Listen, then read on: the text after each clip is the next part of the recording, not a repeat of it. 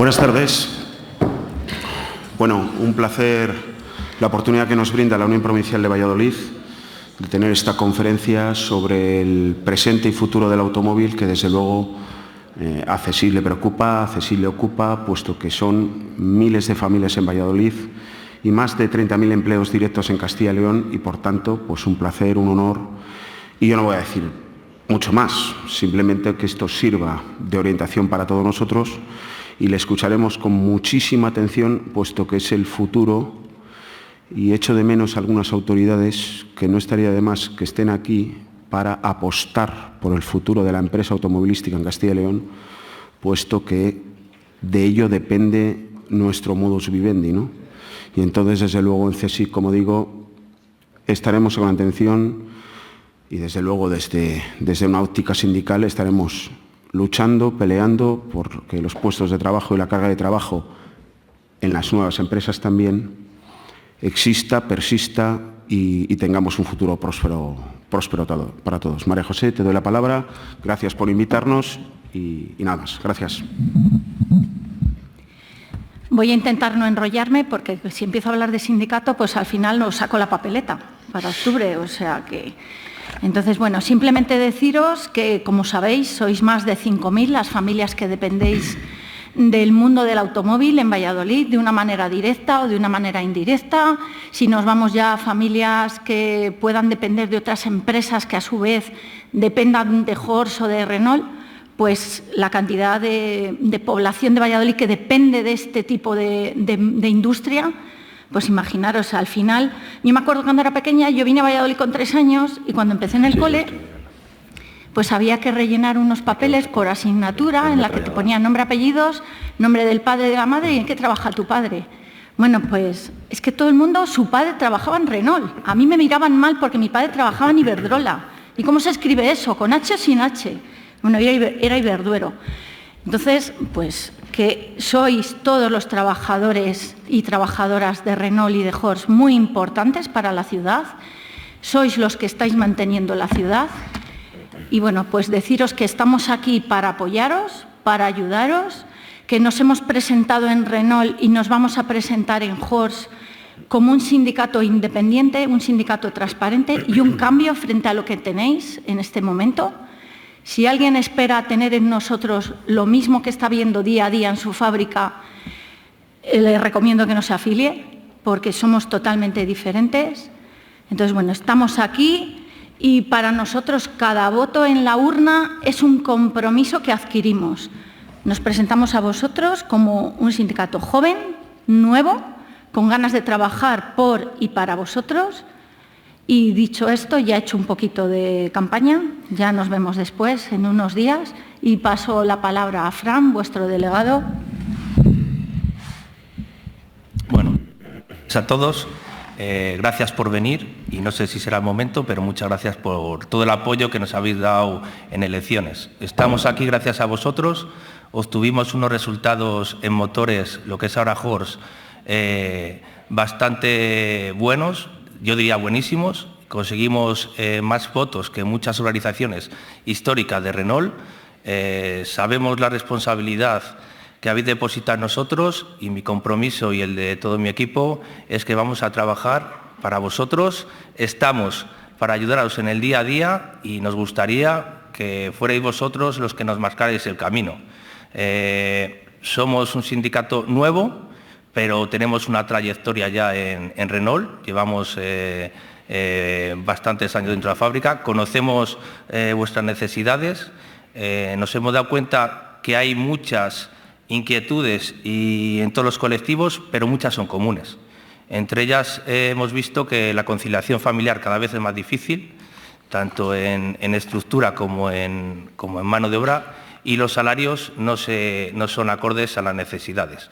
Entonces, os prometemos que os vamos a ayudar en todo lo que podamos y esperamos cumplir todas las expectativas que habéis depositado en nosotros.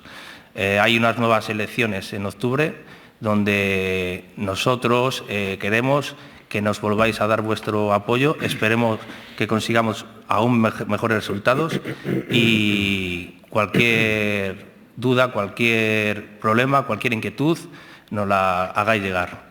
Muchas gracias por todo. Bueno, pues ya nos damos más la turra. Pasamos a lo importante, lo que todos habéis venido a escuchar, que es a Calero, Juan Francisco Calero, que es, como todos sabéis, un periodista experto en el mundo del automovilismo, que difunde todo su conocimiento y su información a través de redes sociales y a través de este tipo de ponencias o tipo de charlas. Y bueno, pues tampoco os voy a presentar yo más porque seguro que vosotros sabéis más que yo de él. Entonces, Juan Francisco, cuando quieras, un placer escucharte y ya te lo digo antes de que empieces.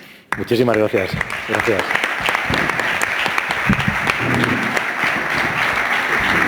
Esto no se apaga. Pues muchas gracias al CSIF por invitarme y muchas gracias a todos ustedes, todos vosotros, si me permitís, por haber atendido la convocatoria y estar aquí en vuestras horas, supongo que de ocio y de descanso. Espero que echemos una tarde provechosa, el rato que dure.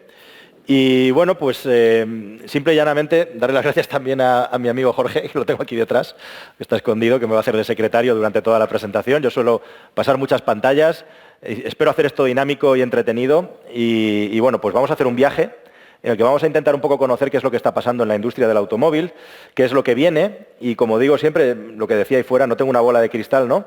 Pero lo cierto es que si me conocéis o me seguís, Jorge, por favor, si me conocéis o me seguís un poco, sabréis también que puedo decir que no me he equivocado mucho, ¿no? En alguna cosa sí que me he equivocado, pero llevamos 5 años contando, bueno, pues que es que la industria del automóvil tenéis que saber que estáis viviendo en una industria que está en un momento histórico. No ha habido nunca jamás tantos cambios como está habiendo ahora. Y está la cosa muy entretenida, ¿no? Desde luego, para un trabajador que está dentro de la industria también puede ser una situación estresante y agobiante por todos los cambios que está habiendo.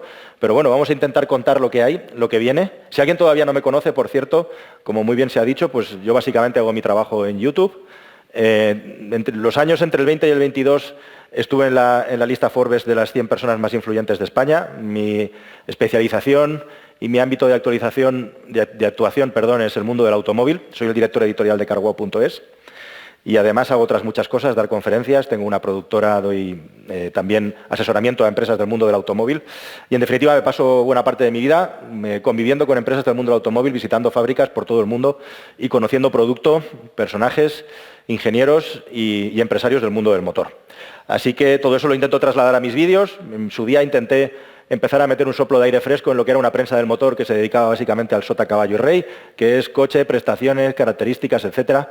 Eso es un periodismo del siglo XX y creo que hoy en día se podían hacer otras muchas cosas y es lo que intentamos. Así que sin más, vamos a empezar de una manera un poco divertida. La presentación básicamente va a tener 3 partes. En la primera vamos a hablar de lo que está pasando en el mercado. Hay aquí muchas transparencias que enseñaros. Luego vamos a hablar específicamente de lo que está pasando con China, que entiendo que es una cosa que a todos vosotros os va a interesar, entre otras cosas además porque ahora es socio de vuestros pagadores, ¿no? Y supongo que queréis saber qué es lo que está pasando con los chinos. Alguna cosa se mueve al pasarlo al proyector, el numerito ese no tenía que estar ahí, pero bueno, eso son cosas que solo me doy cuenta yo. Y luego las cosas que podemos asegurar del futuro, certezas e incertidumbres de qué es lo que viene. Y también he hecho un apartado, esta presentación no la había hecho nunca antes, en la que os voy a hablar quién ha hecho las cosas bien y quién las ha hecho mal, y en qué punto estaría la empresa para la que vosotros trabajáis desde mi punto de vista, ¿no? Así que sin más vamos a empezar. Vamos a hacer un pequeño concursillo para empezar. Empezamos con un pequeño concurso de conocimientos. Esto es bastante fácil. A ver, como no me podéis contestar uno a uno, por favor, vamos a hacerlo a mano alzada. Me tenéis que decir, en el mes de agosto, esto ya deberíais de saberlo, ¿cuál fue la marca de coches que vendió más coches en España? A ver, que piense que es Dacia, que levante la mano, por favor. Bueno, yo creo que casi no es la mayoría, casi. ¿Toyota? ¿Quién cree que fue Toyota? Unos cuantos también. ¿Renault? Ahí hay un par de personas con muchísima fe. ¿Citroën? ¿Citroën nadie? Muy bien. ¿SEAT? ¿Que tiene por ahí algún coche barato? Tampoco. Bueno, yo creo... ¿Y alguien? ¿Otros? ¿Alguien piensa que puede...? Bien. Bien, ya veo que os informáis un poquito. Por favor, Jorge. Pues sí, la respuesta correcta es otros. El coche más vendido en España en el mes de agosto fue el MG ZS, que por si alguien no lo sabe todavía, es una marca inglesa, pero los propietarios son chinos. Esto es que por primera vez en la historia, en España, el coche más vendido durante un mes ha sido un coche chino, con tecnología china. Y esto ya nos va contando alguna cosilla, ¿no? Pero vamos a pasar página. Jorge, por favor. Si preguntamos en el mes de septiembre, no os voy a hacer otra vez el concurso, resulta que el MG-ZS ha vuelto a ser el coche más vendido en España y esto ya no lo va a parar nadie en lo que se refiere al año 2023. Así que ya estáis viendo que los cambios están siendo muy importantes. ¿Qué está ocurriendo aquí? Bueno, pues que los automóviles están subiendo mucho de precio, eso lo vamos a ver ahora durante la presentación. En España tradicionalmente se han comprado coches baratos y cada vez hay menos coches baratos. Entonces, de repente, ha irrumpido en nuestro mercado un fabricante de origen chino con un producto que algunos dicen incluso que se está vendiendo por debajo del precio del mercado, lo cual resulta bastante sorprendente y preocupante, ¿no? Porque hay quien tiene la teoría de que básicamente lo que está comprando el grupo SAIC chino, que es el propietario de MG, es cuota de mercado. Esto es como cuando, pues lo que hacen muchas empresas de Internet o cuando te montan una panadería al lado de la tuya con las barras de pan a la mitad de precio, ¿no? Hasta que la tuya cierra y entonces ya lo venden el pan al precio que les da la gana. Bueno, pues esto podría estar ocurriendo, ¿verdad? Y precisamente eso que tanto celebramos del retraso de la Euro 7, que ahora vamos a hablar, tiene la contrapartida de que ya hay fabricantes chinos que son capaces de cumplir con la Euro 6 y como la Euro 6 la vamos a tener un poquito más de tiempo, pues aquellos fabricantes chinos que tienen motores de combustión interna que pueden pasar nuestras normativas de homologación, van a traer aquí su producto y van a competir con el nuestro. A las pruebas me remito. Vamos a ir un paso más allá, Jorge. Gracias. ¿Cuál creéis? Esto ya es ciencia ficción, porque me voy a adelantar a cuál va a ser el coche más vendido en Europa en el año 2023. Entonces vamos a volver a hacer el ejercicio. A ver, ¿quién piensa que el coche más vendido de Europa en el año 23 va a ser un Dacia? Que levante el brazo, por favor. Poquito. ¿Un Toyota? Poco también. ¿Renault? Cri. Nadie. Volkswagen, el grupo Volkswagen, marca Volkswagen, mejor, no grupo, perdón. MG, ¿quién cree que MG? ¿Y otro? ¿Quién cree que va a ser otro? Jolín, venís instruidos entonces, ¿eh? Pasamos página. El coche más vendido entre todos estos grupos en el año 2023, pasamos una página más, que por lo que veo aquí quería redundar, va a ser el Tesla Model Y. Felicidades a todos los que lo habéis adivinado, pero el coche más vendido en el año 2023 en Europa, si nadie lo remedia, va a ser un Tesla.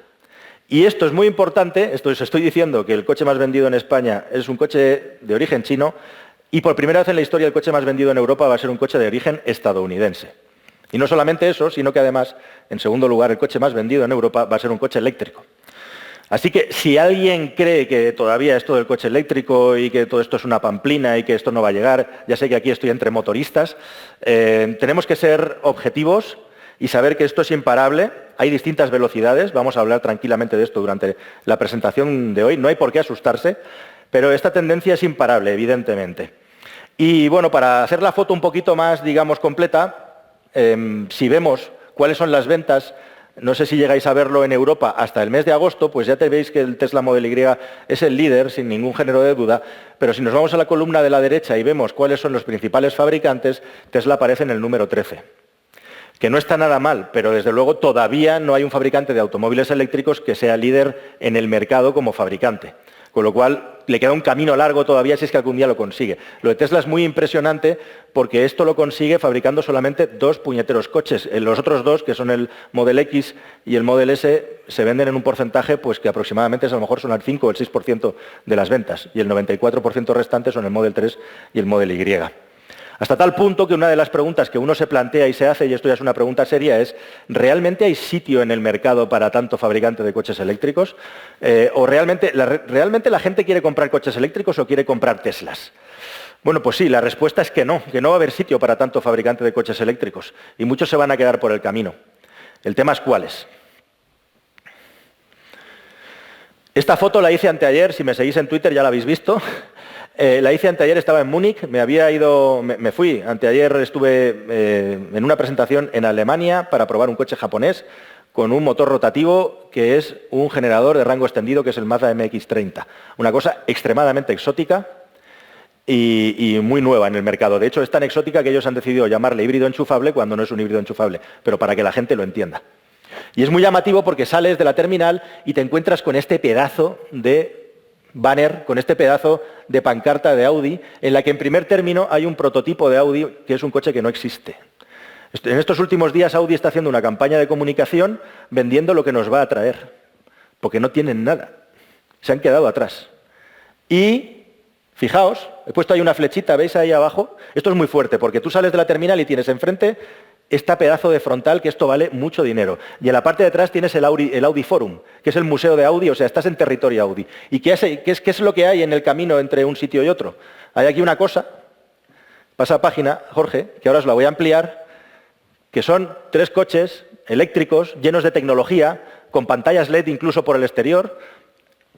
Esto de aquí es una pantalla LED donde tú puedes poner caritas o ponerle cabrón al que llevas detrás si te ha hecho alguna pirula. Esto es un coche chino que no habréis oído hablar en vuestra vida, que se llama Hifi, o Hippie, o como queréis llamarle.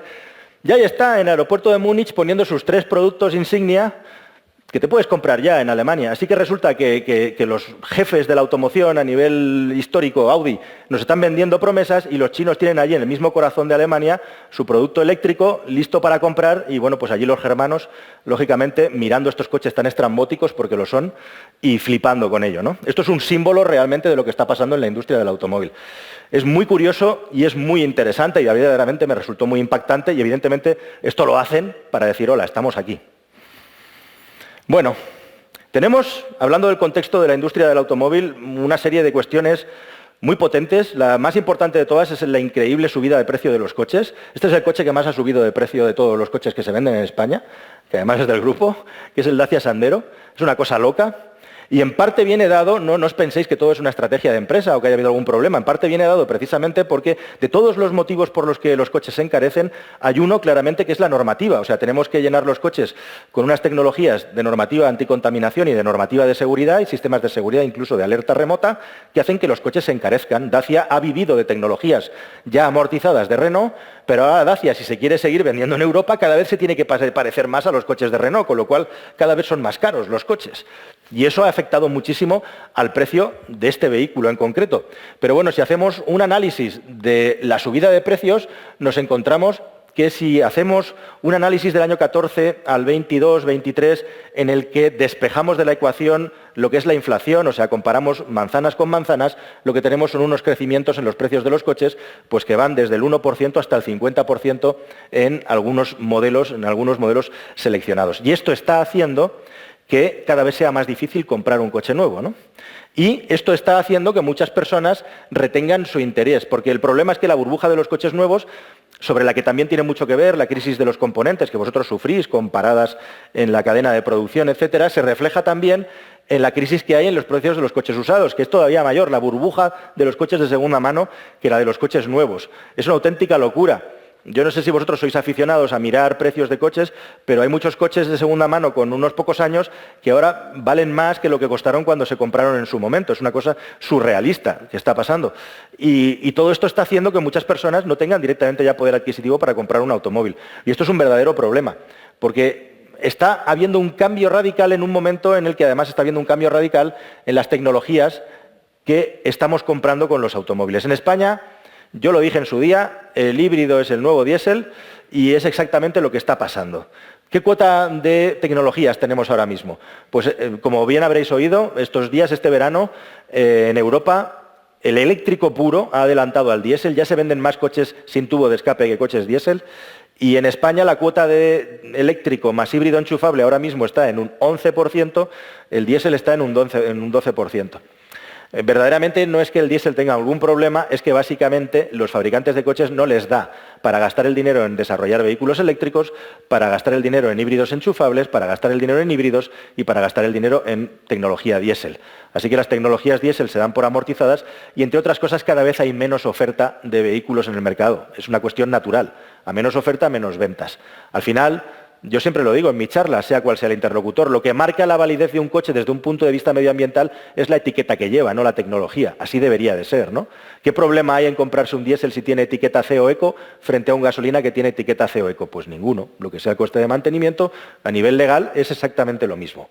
La cuestión es que los híbridos, y específicamente con el empuje cada vez mayor de los híbridos suaves, ligeros, o como queráis llamarles, ya se están estableciendo como la opción favorita en el mercado, porque es de lo que más oferta hay también, y los gasolina pues todavía se mantienen, pero van a ir bajando porque por gasolina entendemos ningún tipo de hibridación asociada. Mientras tanto, los coches enchufables van creciendo, pero depende del país. En España no a un ritmo todavía suficientemente grande, aunque va subiendo a buen ritmo, salvo que lo comparemos, lógicamente, con el resto de Europa, en el que lo que nos encontramos es que la evolución, aquí estamos hablando de vehículos electrificados, en la gran Europa estamos más o menos en un 20%, es decir, sumando eléctricos con híbridos enchufables. Hay países que ya se van por encima del 30%, como Alemania, mientras en España y en Italia, nosotros acabamos de llegar ahora mismo, como os decía, son cifras aquí de 22 años completos. En el 23 ya hemos saltado hacia el 11% en vehículos enchufables. Como veis, dos velocidades muy diferentes respecto a la electrificación en el mercado en Europa.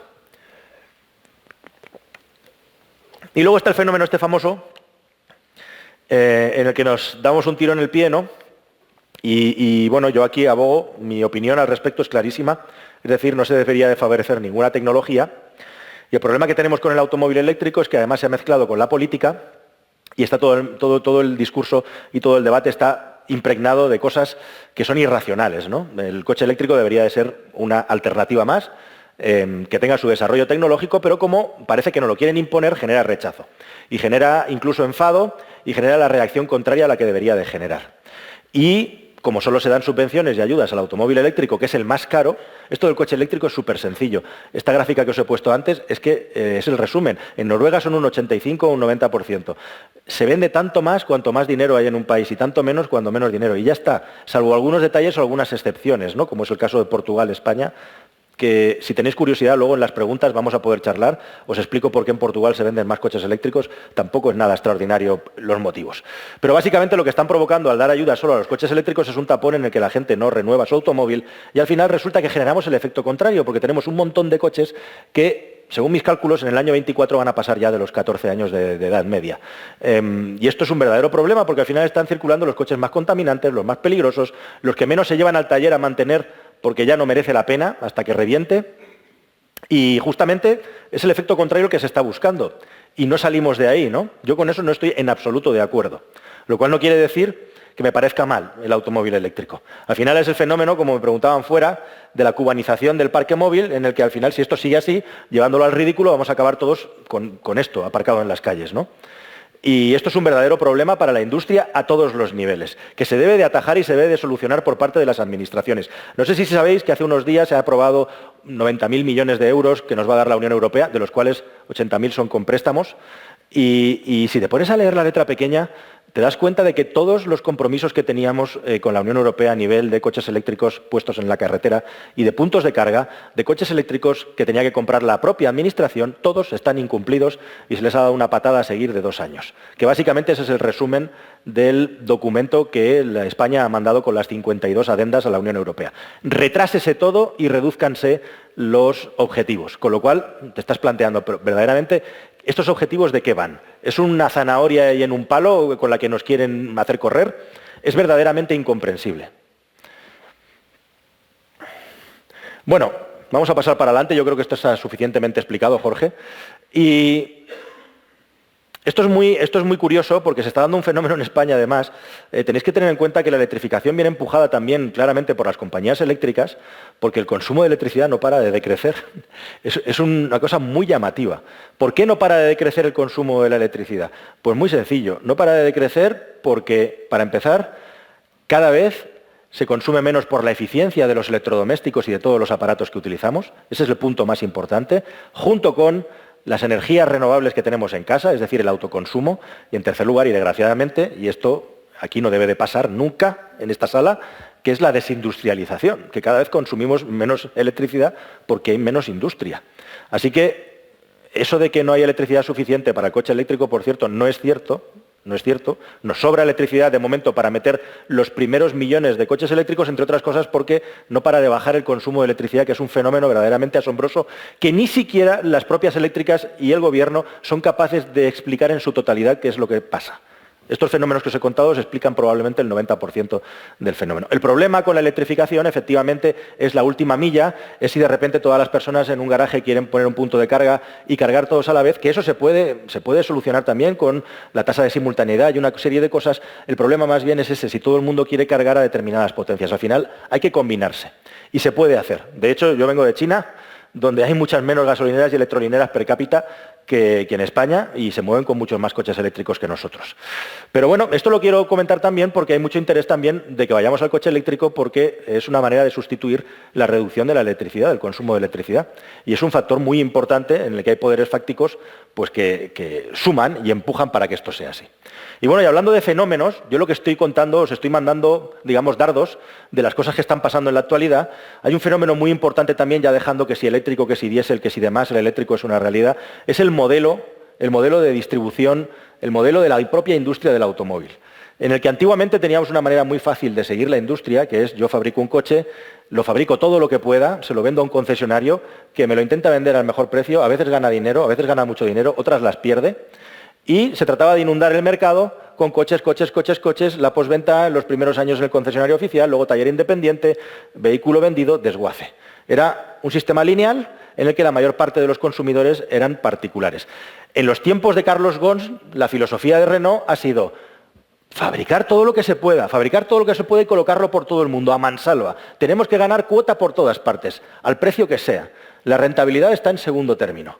Y justamente ahora, con el asunto de la pandemia y con la crisis de los semiconductores y con la crisis de los suministros, la industria ha encontrado la manera contraria de ganar el dinero, que es fabricar mucho menos, pero con mucho más margen y mucho más valor, ¿no? Y entre medias, la cadena de lo que es la industria del automóvil, con la aparición de la tecnología y los nuevos usos de los coches, se ha convertido en una cosa que es prácticamente imposible de entender, que es este gráfico, en el que básicamente lo que quieren los fabricantes es que los coches se vendan una y otra vez, y a poder ser que el usuario final no sea nunca el propietario del automóvil.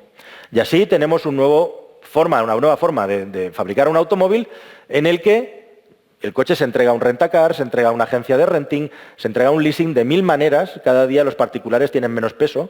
El coche, pasados 3, 2, 4 años, va a volver otra vez a un nuevo propietario, que va a ser el fabricante o una empresa que los ha comprado en una flota, y este coche se va a volver a vender otra vez y va a ir para car sharing también, para una serie de fenómenos, y así reciclándose constantemente e intentando, con las ampliaciones de garantía y con otras estrategias como las financieras, ganar dinero de muchas maneras y en muchos momentos, y sacarle mucho más partido a los coches. Y al final de todo, incluso, ya lo sabéis vosotros, porque lo vivís en vuestra propia casa, reciclar los propios coches. Algo que con los vehículos eléctricos tiene mucho sentido para volverlos a colocar en el mercado. El mercado ha cambiado muchísimo. Y lo que se prevé es que ya no crezcan tanto las ventas de los coches en los próximos años, que no haya tantos coches nuevos en circulación, y que los crecimientos además vengan dados más por las compras masivas de las empresas que por los particulares. Y eso tiene muchísimas implicaciones en el desarrollo de la industria. Y no solo eso. Es que además lo vemos en un momento en el que la inmensa mayoría de los fabricantes han anunciado ya cuál es el año en el que abandonan los motores de combustión interna en Europa. Si os fijáis en este gráfico, hay dos cosas llamativas. La primera de ellas es que, al margen de las marcas que ya son puramente eléctricas, Smart, por ejemplo, empezó a ser eléctrica hace un par de años y perdió un 80 y muchos % de las ventas que tenía. Pero es una cosa que estaba amortizada. Los japoneses son los únicos que no saben, no contestan, porque para ellos el mercado de la automoción es un mercado global y no declaran una fecha para Europa, pues cuando toque, nos da igual. Estamos pensando en todo el mundo. Los fabricantes europeos todos se han afanado a dar una fecha, ahora muchos andan bastante enfadados porque precisamente este retraso con la Euro 7 hace que este empuje que ellos esperaban tener, pues se lo frenan, ¿no? Y por cierto, hasta donde yo sé, Renault no ha anunciado ninguna fecha, corregidme si me equivoco, pero es una de las pocas marcas que se mantiene ahí con una filosofía como la de los japoneses. Y luego está el asunto de la Euro 7, no me voy a detener mucho en esto, pasamos Jorge, en el que por primera vez lo que se busca es que todas las tecnologías de propulsión de los coches se unifiquen en una sola norma. Significa eso que las emisiones de N o X son las mismas para un coche eléctrico que no tiene tubo escape y por lo tanto es cero que para un coche diésel.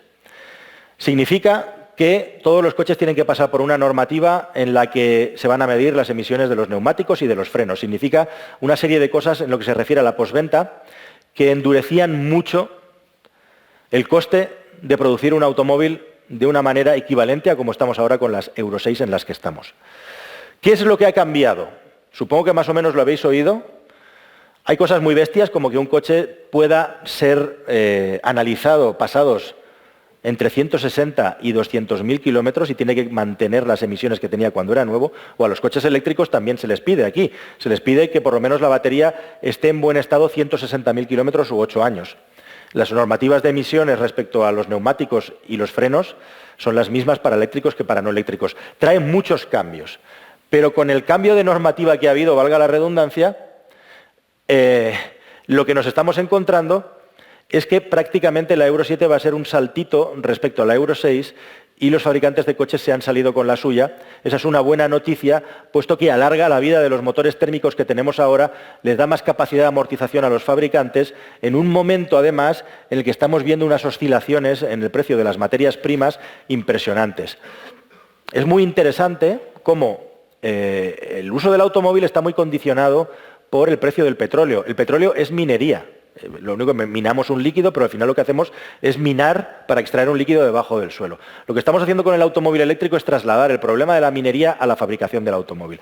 Nos tenemos que acostumbrar a que haya oscilaciones muy grandes en el precio del automóvil en función de cuál sea el precio del litio. Eso es lo que ha pasado en los últimos 2-3 años. Ahora estamos en una bajada tremenda del precio del litio que ha hecho que los precios de los coches eléctricos, especialmente en China, se reduzcan drásticamente.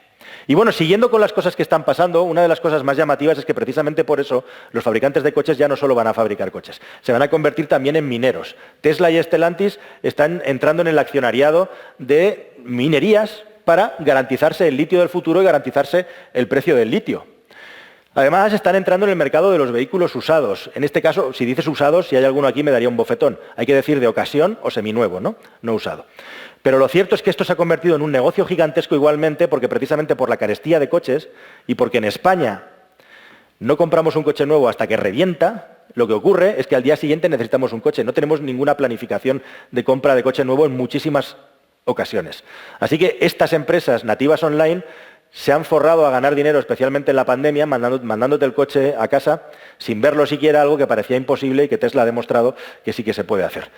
Pues viene un fabricante de coches y se compra este negocio, o directamente pues ampliamos todavía más la compra de los rentacares porque ya no nos conformamos solamente con fabricar coches y con venderlos, sino que además queremos participar del pastel del negocio del automóvil, tanto por la parte incluso de la minería como de negocios de compra-venta, usados, alquiler. Nos metemos en el negocio de la fabricación de combustibles sintéticos, ahora vamos a hablar un poquito de eso, como ha hecho Porsche, para garantizar, ¿sabíais que el 70% de todos los Porsches que se han fabricado en la historia siguen circulando todavía a día de hoy? Pues precisamente por eso quieren hacer su propio combustible por si el día de mañana no tenemos petróleo. Esto no tiene tanto que ver con la normativa de 2035, sino para que todos los Porsches que hay por el mundo puedan seguir haciendo brum brum ante un apocalipsis petrolífero, podríamos decir, ¿no? O incluso también algo tan divertido como el hecho de empezar a cobrarnos suscripciones en los coches. Yo entiendo que la mayoría de aquí seguís la prensa del motor y hay un coche en el mercado que es el Mercedes clase S, el EQS concretamente, que las ruedas traseras giran y tú pagando una suscripción haces que giren más las ruedas traseras.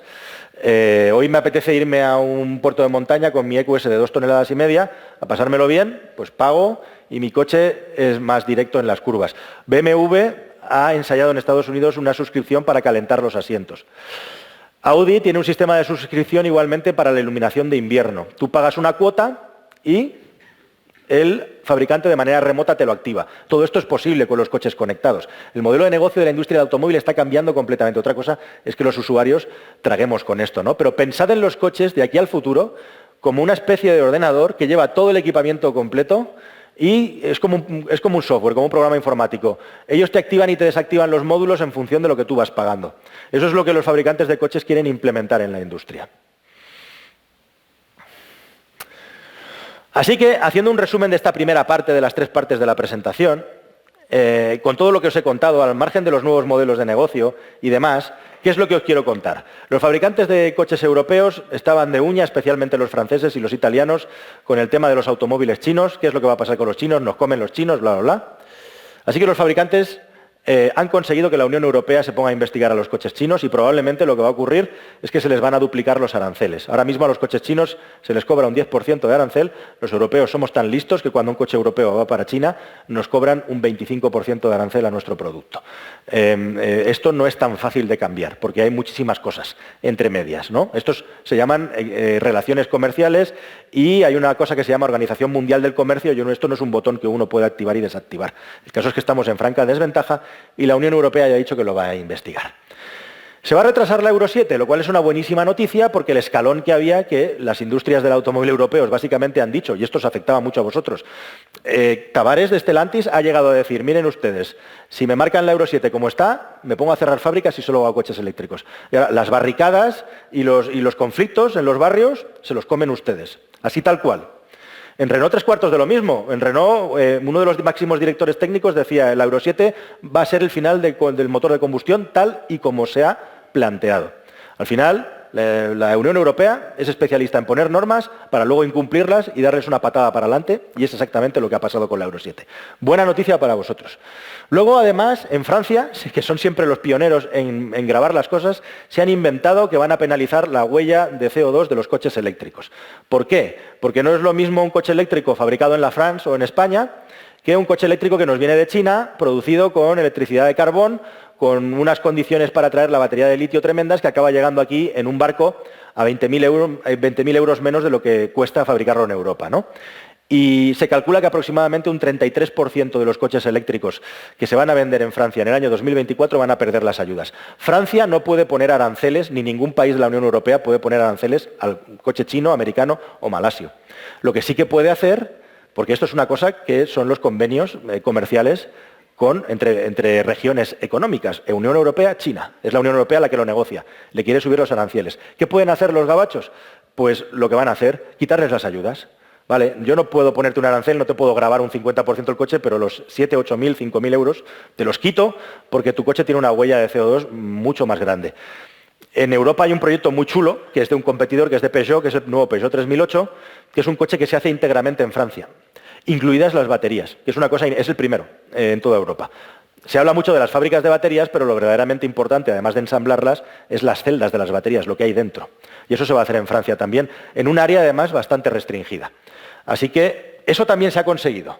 Luego tenemos lluvia de millones del PERTE. Me vais a permitir que no pierda, digamos, la objetividad. Es decir, por un lado, estamos diciendo que a los chinos les están cayendo millones del Estado chino y todo tipo de ayudas, y nosotros vamos regando de millones a todos los fabricantes de automóviles para que no se nos vayan y para que vengan, ¿no? O sea, nosotros estamos haciendo lo mismo. Me resulta un poco contradictorio. Retrasar las zonas de bajas emisiones porque no hay manera de que los ayuntamientos se organicen ni sean capaces de hacerlo, no tienen ni siquiera claro cómo lo tienen que hacer. Y luego además están intentando que los aranceles con Inglaterra, esta es otra gorda que viene, que es que como Inglaterra se ha marchado de la Unión Europea, se ha independizado, a partir del año 24 el tratado que teníamos con ellos se termina y nos quieren duplicar los aranceles a los coches eléctricos y los coches que mandamos para allá, lo cual es una mala noticia porque el mercado inglés es muy importante y nos quieren penalizar. Y no solamente contentos con eso, los ingleses han decidido poner cuotas, ¿lo sabíais? Han decidido poner cuotas obligatorias de venta para coches eléctricos. A partir del año 24, en Inglaterra, por decreto, se tiene que vender un 22% de coches eléctricos. Y si no, se le ponen multas a los fabricantes de coches como hoy en día se le ponen con el CO2. Así, progresivamente, hasta que en el año 30, el 80% de los coches que se vendan en Inglaterra tienen que ser eléctricos. Por norma. ¿Y qué pasa si no lo son? Pues que pagan los fabricantes de coches. Y se pueden vender entre ellos los derechos de emisiones de CO2, si no llegan, con lo cual Tesla y los chinos están frotándose las manos ahora mismo y descorchando el champán. Y veremos este experimento inglés en qué termina. Bueno, pues esto es la foto, no está mal, de lo que está pasando. No está nada mal. Vamos a hablar un poco de China. Esta parte, digamos que va a ser más lúdica. Y también os voy a quitar mucho miedo respecto a lo de China, porque traigo mucha información. No os podéis imaginar la cantidad de marcas de coches que hay en China. Hay cientos de marcas de coches, cientos y cientos y cientos de marcas de coches. China es el mayor mercado del automóvil del mundo y además China ya es también el mayor exportador de automóviles del mundo. Así que si pensáis que a mí lo de China me importa un pimiento, estáis muy equivocados. Todo lo que pasa en China es extremadamente importante. Y todo lo que China quiere hacer con el automóvil eléctrico nos atañe y mucho. Vamos pasando página. No me voy a enrollar ahora en venderos la calidad de los automóviles chinos, cómo ha evolucionado, cómo los europeos durante muchos años hemos ganado mucho dinero en China y hemos pagado el precio de enseñarles a hacer buenos coches, para que al final vengan ellos a enseñarnos a nosotros cómo hacer un coche eléctrico, que es lo que ha ocurrido. Que además, no sé si sabéis la historia, pero el cerebro del automóvil eléctrico en China es un señor que se formó dentro de Audi y se marchó por petición del gobierno chino en el año 2006-2007 al país y dijo, hay que hacer coches eléctricos. China no tiene yacimientos de petróleo, China tenía un problema gravísimo de contaminación, unos Juegos Olímpicos que hacer en Pekín, y decidieron apostar por la electrificación. Y les ha salido muy bien. Les ha salido muy bien hasta tal punto que ahora quieren comerse al mundo con sus automóviles eléctricos. Sus coches eléctricos, sus coches básicamente tenían dos barreras de entrada. Una era la seguridad, sus coches eran muy obsoletos, y la segunda barrera de entrada eran las emisiones. Con un coche eléctrico no hay tubo de escape, la barrera de entrada queda completamente difuminada. La seguridad activa, la seguridad pasiva, mejor dicho, es muchísimo más fácil de conseguir con un coche eléctrico que con un coche térmico. Pero sobre todo y por encima de todo, uno de los errores que cometemos al pensar en China es que no somos capaces de abarcar lo grande que es el país y la cantidad de gente que hay en el país. Los fabricantes chinos no han venido antes también porque es que no daban abasto con vender lo que hacían allí. Si es que no tenían ninguna necesidad de marcharse de allí. Y lo que les sobraba, que eran las cosas baratijas, pues lo mandaban a Latinoamérica, que está todo lleno de coches chinos, ¿no? Y es donde más establecidos están. En África no tanto, porque los coches tienen que ser mucho más robustos para que aguanten, aunque también. Y allí se lleva más lo japonés. Pero lo cierto es que ahora los automóviles, a medida que van creciendo en lo que se refiere a electrónica, conectividad y electrificación, en China van mucho más rápido a la hora de desarrollar estas tecnologías. En China, además, esto lo he grabado este verano, he pasado unos días visitando fábricas de coches en China. Una de las cosas más sorprendentes es que la mayor parte de la gente no se mueve en coches, se mueve en esto que podría ser la evolución del patinete, todos son eléctricos y tú vas por la puñetera calle conviviendo con ellos. Hay muchísimos, cientos de millones de personas en China que no se pueden comprar un automóvil eléctrico para empezar. Pero eso sí, todos son eléctricos, todos estos scooters son eléctricos hasta tal punto que en las calles, en las avenidas, en los pasos de peatones, tú convives con docenas de scooters eléctricos, que es como se transporta la gente. El que no puede ya comprarse un scooter eléctrico, que vale, por cierto, 300, 400 euros, esto que estáis viendo aquí, pues tiene que ir a pie. Pero el Estado hace la vista gorda que vayan 3 personas, a que vayan sin casco. Y esto también es China, y esto nos enseña tanto. Por cierto, scooters con sombrillas, no os podéis imaginar el calor que hacía ahí. Esto es Shenzhen, que sería algo así como el Silicon Valley de China, lo más avanzado que hay en el país. Os enseño todo esto porque la realidad en China es muy diversa. Y la electrificación también allí es muy precaria. Igual que aquí tenemos el patinete, los chinos también en demasía se mueven así. Y fijaos que, ya os digo, yo estoy aquí esperando en un paso de peatones y bueno, pues tengo que pasar andando con todas estas personas. Jorge, por favor. A mí, no sé a vosotros, pero a mí me impactó muchísimo. Aparte que yo llevaba siempre un chino al lado mío vigilándome, no sea que hiciera algo malo. Pero bueno, no hubo problema con grabar y contarlo. Pasamos a la siguiente, Jorge. Una cosa que no se cuenta de China, a la siguiente, por favor. Bueno, esto me interesa mucho que os lo explique, porque precisamente el fuerte de China, fuera bromas, es la tecnología de las baterías. Ellos fueron los primeros, son el gran fabricante mundial de baterías, tienen un mercado gigantesco, empezaron con la electrónica de consumo, se metieron en la automoción y van varios pasos por delante de nosotros. Esto es una demostración que me hicieron en China y es muy interesante. Aquí lo que vais a ver es el punzamiento de una batería NMC, que son las que montan los coches eléctricos, la mayoría de los coches europeos, frente a una de litio ferrofosfato. Bueno, ¿esto por qué es peligroso darse un golpe con un coche eléctrico o que alguien punce una batería? ¿Qué va a pasar aquí una vez que ese punzón baje y penetre en la celda de la batería? Bueno, pues vamos a verlo. Pues vamos a generar una barbacoa de unas dimensiones bíblicas, y esto con una pequeña celda de batería. Esto explica por qué es tan difícil parar un incendio de un automóvil eléctrico, ¿verdad? Bueno, pues en el otro lado hay una batería LFP, esto es la marca BYD, que está ya en España, litio ferrofosfato, que esto ya lo tiene solventado y solucionado y es mucho más seguro. Y esto os lo enseño y os lo explico porque una de las tendencias muy potentes que hay en China es que al igual que los japoneses, los chinos fabrican de todo. Y lo que han decidido los chinos es que para ser competitivos en la industria del automóvil no basta con hacer coches, sino que hay que hacer también las piezas y los componentes. Imaginaos a, por ejemplo, un Robert Bosch, el fabricante mítico de piezas de automóvil en su época de esplendor en los años 80-90, que hubiera empezado a dedicarse a fabricar coches por su cuenta. ¿Verdad que hubiera tenido una ventaja tremenda? Controlaban montones de sensores, los mejores sistemas de inyección, sistemas de freno, en fin, lo tenían todo. Pues esto es exactamente lo que quieren hacer los chinos y lo que están haciendo los chinos. Fabricar sus bombas de calor, fabricar sus motores eléctricos, fabricar sus propias baterías. Muchos fabricantes de baterías se meten a fabricar coches, fabricantes de coches se meten a fabricar baterías y eso les da una ventaja competitiva tremenda. Estas baterías LFP las llevan también los Teslas y las llevan otros muchos coches, entre ellos lo va a llevar los Renault 5, que salgan dentro de un añito y medio, 2, ¿no? Están llegando ahora a Europa, cuando aquí ya hace tiempo que se están utilizando.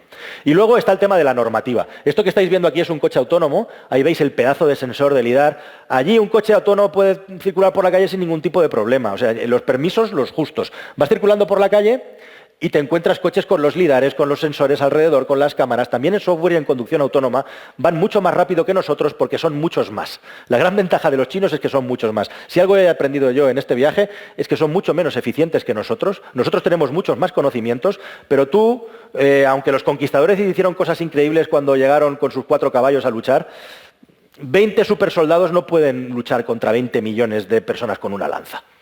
Y esto es lo que está pasando con la industria del automóvil china. Solamente BYD tiene 600.000 empleados y 80.000 ingenieros dedicados solo a desarrollar baterías. Muchas más veces el total de empleados que tiene cualquier fabricante de automóviles europeo. Contra eso es muy difícil pelear. Bueno, esta es simplemente otra foto que tomé de un coche que estaba haciendo pruebas, pero no todo es tan bonito como os estoy diciendo. Yo os voy a contar por qué. Esto es una fábrica de Polestar, que más que una fábrica no sé, es como un templo en China. Es una fábrica de última generación. ¿Ves pasando, por favor, que hay varias fotografías? Es de una arquitectura impresionante. Recuerda un poco a lo que hizo Volkswagen con el Phaeton. ¿Os acordáis que hizo el suelo de madera en la fábrica, etcétera? Pero esto es una parte de la realidad china. China es tan grande, es tan bestia, que la realidad de la fábrica CUTE con un tío que todavía está con la soldadura de una manera precaria trabajando también existe. También existe. No os penséis que todo es así de bonito. Está todo mezclado y hay todo tipo de calidades. Lo que sí que es cierto, estos son coches abandonados de car sharing en China, muchas veces se dice, estas fotos son bulos. Bueno, depende, no. Muchas no son bulos, son reales. ¿Y por qué pasa esto? Porque las ayudas del Estado son masivas y entonces se crean empresas gigantescas que pretenden crecer al calor de esas ayudas y no todas consiguen llegar a tiempo, no todas consiguen triunfar. Y se generan unos pufos tremendo, como por ejemplo con los coches de car sharing. Y otra cosa muy impactante de China y que no cuenta nadie, si os habéis fijado, vamos a pasar un par de pantallas atrás, Jorge, por favor, más. Vámonos al coche autónomo que estaba circulando. El anterior. Gracias. Si os fijáis, el coche lleva una matrícula verde, ¿veis? En China tú vas por la calle y puedes saber exactamente cuántos coches eléctricos van circulando porque los coches eléctricos llevan una placa verde y los térmicos la llevan de color azul. Aquí es en Shenzhen, donde la acumulación de coches eléctricos es impresionante. Yo creo que es el lugar del país y todos son BYD, además, que es donde está la sede, como aquí todo está lleno de Renault. Bueno, pues resulta que en China tú vas a comprarte un coche y si te quieres comprar un coche térmico, la placa azul, pueden tardar perfectamente 1 año y medio o 2 en darte la placa. Y si vas a China y te quieres comprar un coche eléctrico, te dan el coche eléctrico ese mismo día. O sea que es una imposición del Estado que la gente se compre coches eléctricos. En China haces lo que te mande el Estado. Y ahora el Estado manda comprar coches eléctricos. ¿Por qué? Porque tienen un problema económico muy grande, están al borde de una recesión gravísima, empiezan a tener nuestros propios problemas. En China han trabajado básicamente a base de quemar mano de obra. Y lo que pasa ahora en China es que los jóvenes son universitarios también, tienen sus carreras y les faltan técnicos cualificados también. Está empezando a pasar eso. O sea, tienen problemas del primer mundo ya. Y eso está haciendo, además, que su industria, que siempre ha fabricado coches de sobra para el país, ahora se encuentra que cuando quieren hacer la gran tecnología, la tecnología del automóvil eléctrico, no tengan mercado suficiente dentro del país para poder hacer todas estas empresas rentables, porque son altamente tecnológicas, porque los costes crecen, la gente cada vez cobra más y porque cada vez hay menos mano de obra cualificada, con lo cual los salarios siguen creciendo. Si tenemos en cuenta además que en Occidente se la hemos puesto cortita y al pie porque queremos coches eléctricos, ¿qué es lo que quiere el Estado chino? Hacerse dueño de la industria del automóvil del futuro, que es la industria del automóvil eléctrico. De hecho, en el año 25 se iban a acabar las ayudas para el automóvil chino eléctrico y han decidido prolongarlas 2 años más. Y como os estoy diciendo, la cosa está llegando hasta tal punto que te obligan a comprar un coche eléctrico, salvo que quieras esperar un montón de tiempo. Con esto os quiero decir, vamos a pasar una para atrás, que no todo lo que viene de China es tan bonito y sobre todo, sí, nos vamos a quedar aquí, sobre todo, os tengo que contar que a los chinos les va a costar mucho meterse en Europa a vender coches, salvo que hagan lo que han hecho los de MG. Los de MG han sido muy listos. Cuando llegaron a España, a mí me llamaron por teléfono y me dijeron, Calero, vamos a vender solo coches eléctricos en España. Coches eléctricos, nosotros somos coches eléctricos. Al medio año nos habían comido un colín en España. Calero, vamos a empezar a vender de todo. Vale, o sea, donde dije digo, pero ¿por qué hubo ese viraje? Porque MG es una marca que compraron los chinos hace 12, 14 años, siempre tuvo su estructura en Inglaterra, con sus directivos ingleses, con sus directivos europeos, que conocen nuestro mercado, nuestra idiosincrasia, y tuvieron la audacia y la capacidad de adaptarse a los mercados. Y entonces dijeron, oye, España, ¿qué necesitáis para vender? Pues necesitamos el ZS, el HS, necesitamos un eléctrico barato, ahí lo tenéis, venga barcos para allá. Y se han hecho así de grandes. Pero eso no es lo normal en China. Lo normal en China es que nos traigan a unos directivos que no tienen ni idea de nuestro mercado, que no son especialmente competentes y además no tienen la capacidad de entender cómo funciona el diseño de una marca, el diseño de una gama de producto. Ellos hacen y hacen 8 modelos distintos y hacen 8 marcas distintas. Y la marca se llama Yangwang y tiene un logo de una flor y el coche vale 70.000 euros y eso aquí no hay quien se lo trague. Y de verdad que tienen el mayor problema son ellos mismos. Y os aseguro que hay una barrera competitiva que les va a costar mucho tiempo superar porque no nos entienden igual que nosotros no los entendemos a ellos. Es como estar tratando con aliens, os lo digo de verdad, porque es que lo he vivido en primera persona y lo sufren personas que conozco en la industria. Que os voy a contar un chascarrillo, en China se habla de la jornada, allí se habla del 996, que es un Porsche, ¿no? El 996, solo que aquí no estamos hablando del 996, estamos hablando de trabajar de 9 de la mañana a 9 de la noche, 6 días a la semana. Esa es la filosofía china, el 996. Y el que no hace eso, y el que no atiende llamadas a las 3 de la mañana un domingo, pues no trabaja en la empresa, se va a la calle. Y así es como, a base de hacer eso, van creciendo. Pero son muy ineficientes todavía, y digo todavía porque hay muchas maneras de entrar en la industria europea. Los señores de Geely, por ejemplo, son muy inteligentes, en su día se metieron en Volvo, e igual que hacen lo peor, también hacen lo mejor. Ahora os voy a hablar del caso de Volvo porque es increíble y es muy poco contado cómo Volvo es la empresa que mejor ha sabido adaptarse a los cambios que venían. Con esto os digo que hay tiempo. Y para rematar una cosa más, y esto no es broma, existen multitud de estudiantes chinos que vienen a las facultades europeas a estudiar y a las estadounidenses, y esos son los peligrosos, porque esos ya maman y conocen nuestra cultura y se van a su país para que el Partido Comunista Chino los mande otra vez para acá con una misión ya en una industria del automóvil europea con todo lo que tienen que saber. Y de hecho hay países como Holanda y otros que están empezando a restringir los estudiantes universitarios y doctorados chinos, porque muchos de ellos están hacen un juramento con su Estado de que van a trabajar para el Estado dentro de nuestras empresas.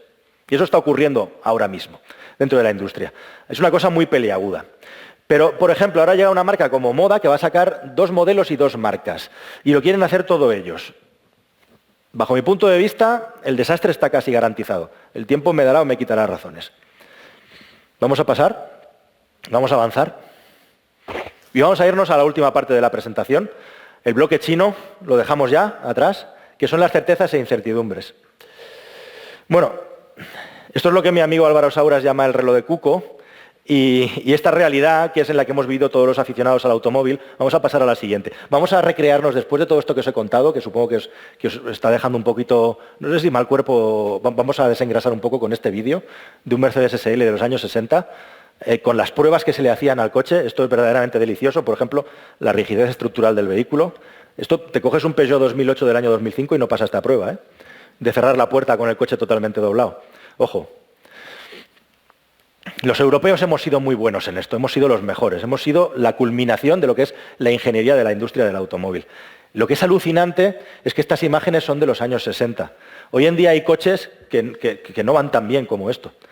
Yo no sé si habéis oído ese chascarrillo, que es verdad que en Mercedes-Benz, hasta bien entrados los años 90, el presupuesto que había para desarrollar un coche nuevo era el que haga falta. No había límite a la hora de desarrollar un automóvil nuevo. Y así, claro, pues hacían las cosas que hacían, ¿no? Pues esto que nos gusta un montón, y que está muy bien verlo en estos vídeos, esto está superado, y esta es la realidad. Desgraciadamente está superado porque ahora a esto cualquiera que quiera puede acceder y comprarlo. Esto antes era extraordinario y a día de hoy, aunque parezca increíble, es ordinario, hasta tal punto que se rebajan conscientemente determinados niveles de calidad porque el control y el dominio de todo esto es absoluto y además se le ha añadido la capa de la electrónica que simplifica mucho las cosas para que los automóviles vayan bien y sean seguros, ¿no? Aquí estábamos completamente desnudos frente a la ingeniería mecánica. Vamos a pasar al siguiente, Jorge, por favor. Y esto es lo que viene. Esto os lo pongo porque aquella imagen es de los años 60 y esta es de los 20. Esto es un BYD, es un coche chino y hace lo mismo que hacía el coche del Mercedes-Benz, ser la referencia, pero solo que ahora estos no son alemanes, sino que son chinos.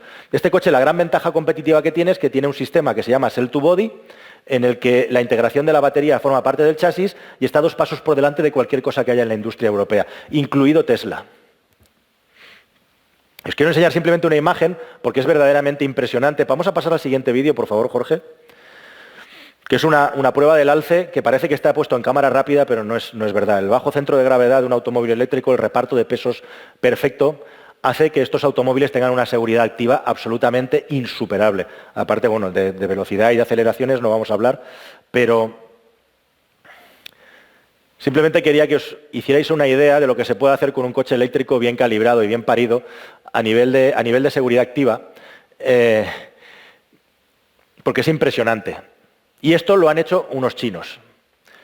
Esto es una certeza, no es una incertidumbre. Esto está pasando aquí y ahora y ha llegado para quedarse.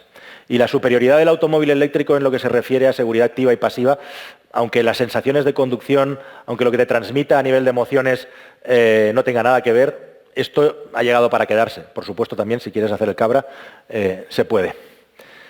Esto es una certeza y tenemos que convivir con ella. Es una certeza, se me ha cortado esta transparencia, aquí simplemente lo que estoy mostrando, para resumir los dos vídeos anteriores, es cuál va a ser el peso de la electrónica en el valor de un automóvil en función del paso del tiempo. Hemos pasado de los años 60 del Mercedes, en los que el peso de la electrónica era prácticamente nulo, testimonial, a que en el año 2030 la mitad del valor de un automóvil va a ser electrónica. Y eso lo cambia completamente todo y tenemos que ser conscientes de ello. Esto ha llegado para quedarse y es una certeza. Es una certeza también que nuestros políticos hacen cosas muy raras, nos han metido en una huida hacia adelante, hacia un muro, en el que poco a poco van rectificando y acabamos de recibir hace unas semanas la buenísima noticia para la industria española en concreto, del retraso con la Euro 7 y no hay que descartar que pasen otras muchas cosas en el futuro y que nos sigamos haciendo trampas al solitario con cosas que no podemos cumplir y que luego tenemos que rectificar. Inglaterra se marcó el objetivo de eliminar los motores de combustión interna en el año 30, hace unos días dijo que para el 35 y a cambio de eso empezó a meter las cuotas, que es un experimento que veremos cómo les sale. Nos hacemos trampas al solitario también con los puntos de carga para los vehículos eléctricos. Es penoso la diferencia que hay en función de las regiones a nivel de densidad de puntos de carga de coches eléctricos, a nivel de soluciones y de ayudas, y esto genera más incertidumbre en mercados como el nuestro. Ojo con esto, vamos a pasar a la siguiente, Jorge. Me lo decía precisamente una persona dentro de Renault, un alto directivo, y me contaba una cosa. Me decía, mira, Juan Francisco, en España siempre llevamos retraso, siempre vamos por detrás de Europa, pero llega un punto en el que al final nos acabamos poniendo a la misma altura en mucho menos tiempo que el resto de países. Somos mucho menos progresivos. Así al menos me lo contaba él y según él es el historial de las cosas que ha vivido en nuestro país. Quiero esto decir que no hay que descartar que a partir del año 25, 26, 27 haya un boom del automóvil eléctrico por motivos que os voy a explicar a continuación. Pero tampoco hay que descartar que en el año 26 ocurra lo del handbrake. ¿Qué es esto del handbrake? Freno de mano. Ya hemos visto que los europeos se pusieron cabezones con la Euro 7 y la han acabado cambiando. Ya hemos visto que se han puesto a investigar a los fabricantes de automóviles chinos. Ya hemos visto que los franceses se han anticipado y han empezado a mirarle el dentado al caballo, o lo que es lo mismo, las emisiones de CO2 a las baterías de los coches eléctricos, cosa que va a ser obligatoria hacer en el futuro y que también protege a la industria europea del automóvil, en tanto en cuanto aquí se hacen las cosas de una manera mucho más verde y más amigable también con los empleados.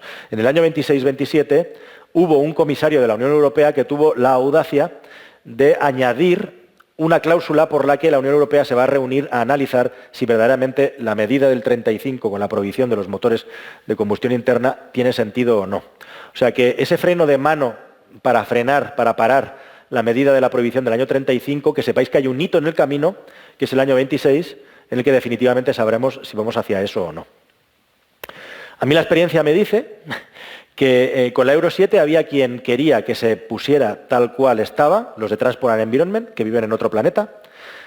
Había los fabricantes de automóviles que pretendían eliminarla completamente y al final, ¿qué se ha hecho? Decisión salomónica, hemos encontrado un camino del medio más hacia los intereses de la industria que los de Transport and Environment, que son los únicos, junto con algunos integristas centroeuropeos y del norte, que promovían lo que promovían, ¿no? Los alemanes ya metieron aquí la cuña en el año 35 de los combustibles sintéticos, que yo os recomiendo que veáis un vídeo que he publicado en el que hablo de una persona que tiene un coche eléctrico y un coche eléctrico de rango extendido con mucha menos batería, en el que demuestro que incluso con el combustible a 3 euros, el litro, que parece una salvajada, puede tener sentido pagar la gasolina si tienes un automóvil con una batería de un tamaño determinado. A mí me parece que los alemanes, además de que han metido la cuña del combustible sintético para que sus coches deportivos sigan haciendo brum brum y los puedan seguir vendiendo en el futuro, sobre todo la Porsche, han abierto un camino de investigación para Europa en una materia en la que podemos ser líderes a nivel mundial, y es una buena noticia, porque desde luego en baterías no somos líderes ni lo vamos a ser, ya os lo digo yo, eso también es una certeza, por lo menos en lo que respecta a esta década. Vamos a ir adaptándonos a lo que va a ir saliendo en el mercado, pero líderes en baterías, no. Como mucho podemos aspirar a ponernos a la altura de la tecnología de batería más barata y económica. Esta es otra falacia sobre las baterías de los coches eléctricos. Se habla mucho de las baterías de estado sólido, etcétera, etcétera. Vamos a ver, las baterías de estado sólido cuando llegarán en el 28 o en el 30, se pondrán solo en los coches de lujo y valdrán un pastizal. Lo verdaderamente revolucionario es hacer baterías más baratas, que es en lo que están los chinos. Baterías LFP, baterías de sodio, y ahí pues vamos a tener nuestra oportunidad también. Pero precisamente en el tema de los combustibles sintéticos, pues nos ha abierto una oportunidad que deberíamos de aprovechar en el futuro. Y como digo, lo de la prohibición del año 35 todavía está por verse. Como os he contado a lo largo de la presentación,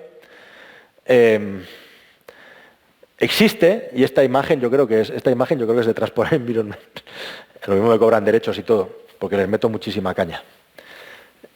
Lo que se prevé es que en el año 26 más o menos haya un boom del coche eléctrico porque el precio del coche eléctrico se equipare al del precio de combustión interna. Y lo que nos ha demostrado todos estos años, la realidad es que esto puede que sí y puede que no. Si todo va bien, los coches eléctricos van a ser bastante más baratos en el año 26. Si todo va bien, las ayudas para los coches eléctricos se van a acabar en el año 26, con lo cual nos vamos a quedar en tablas. Y lo que nos demuestra la realidad es que el precio del coche eléctrico depende muchísimo del precio de las materias primas. Y yo no soy capaz de asegurar cómo va a estar el precio del cobalto, del litio y del níquel en el año 26-27. No tengo ni idea. Ni si va a haber una guerra entre Taiwán y China, ni mil cosas. Con lo cual, pues puede que sí, puede que no. 50%. Lo que sí que es una certeza es que, primero de todo, la gente compra coches eléctricos no porque, o mejor dicho, no compra coches eléctricos no porque piense en la autonomía o dónde lo va a cargar, sino por el dinero. La inmensa mayoría de las personas, si pudieran comprarse un coche eléctrico a un precio razonable, se lo comprarían por lo menos como segundo coche. Y en segundo lugar, es muy importante tener en cuenta que el hecho de que Inglaterra haya puesto cuotas a los coches eléctricos, precisamente lo que demuestra es el fracaso de la evolución de las ventas de los automóviles eléctricos. Al final ya la imposición ha acabado siendo por norma. Con lo cual eso también debería hacer pensar un poco, reflexionar a los políticos, ¿no? Bien, ya nos vamos acercando al final. Y ahora os tocará hablar a vosotros. Es lo que os estaba diciendo, me he adelantado.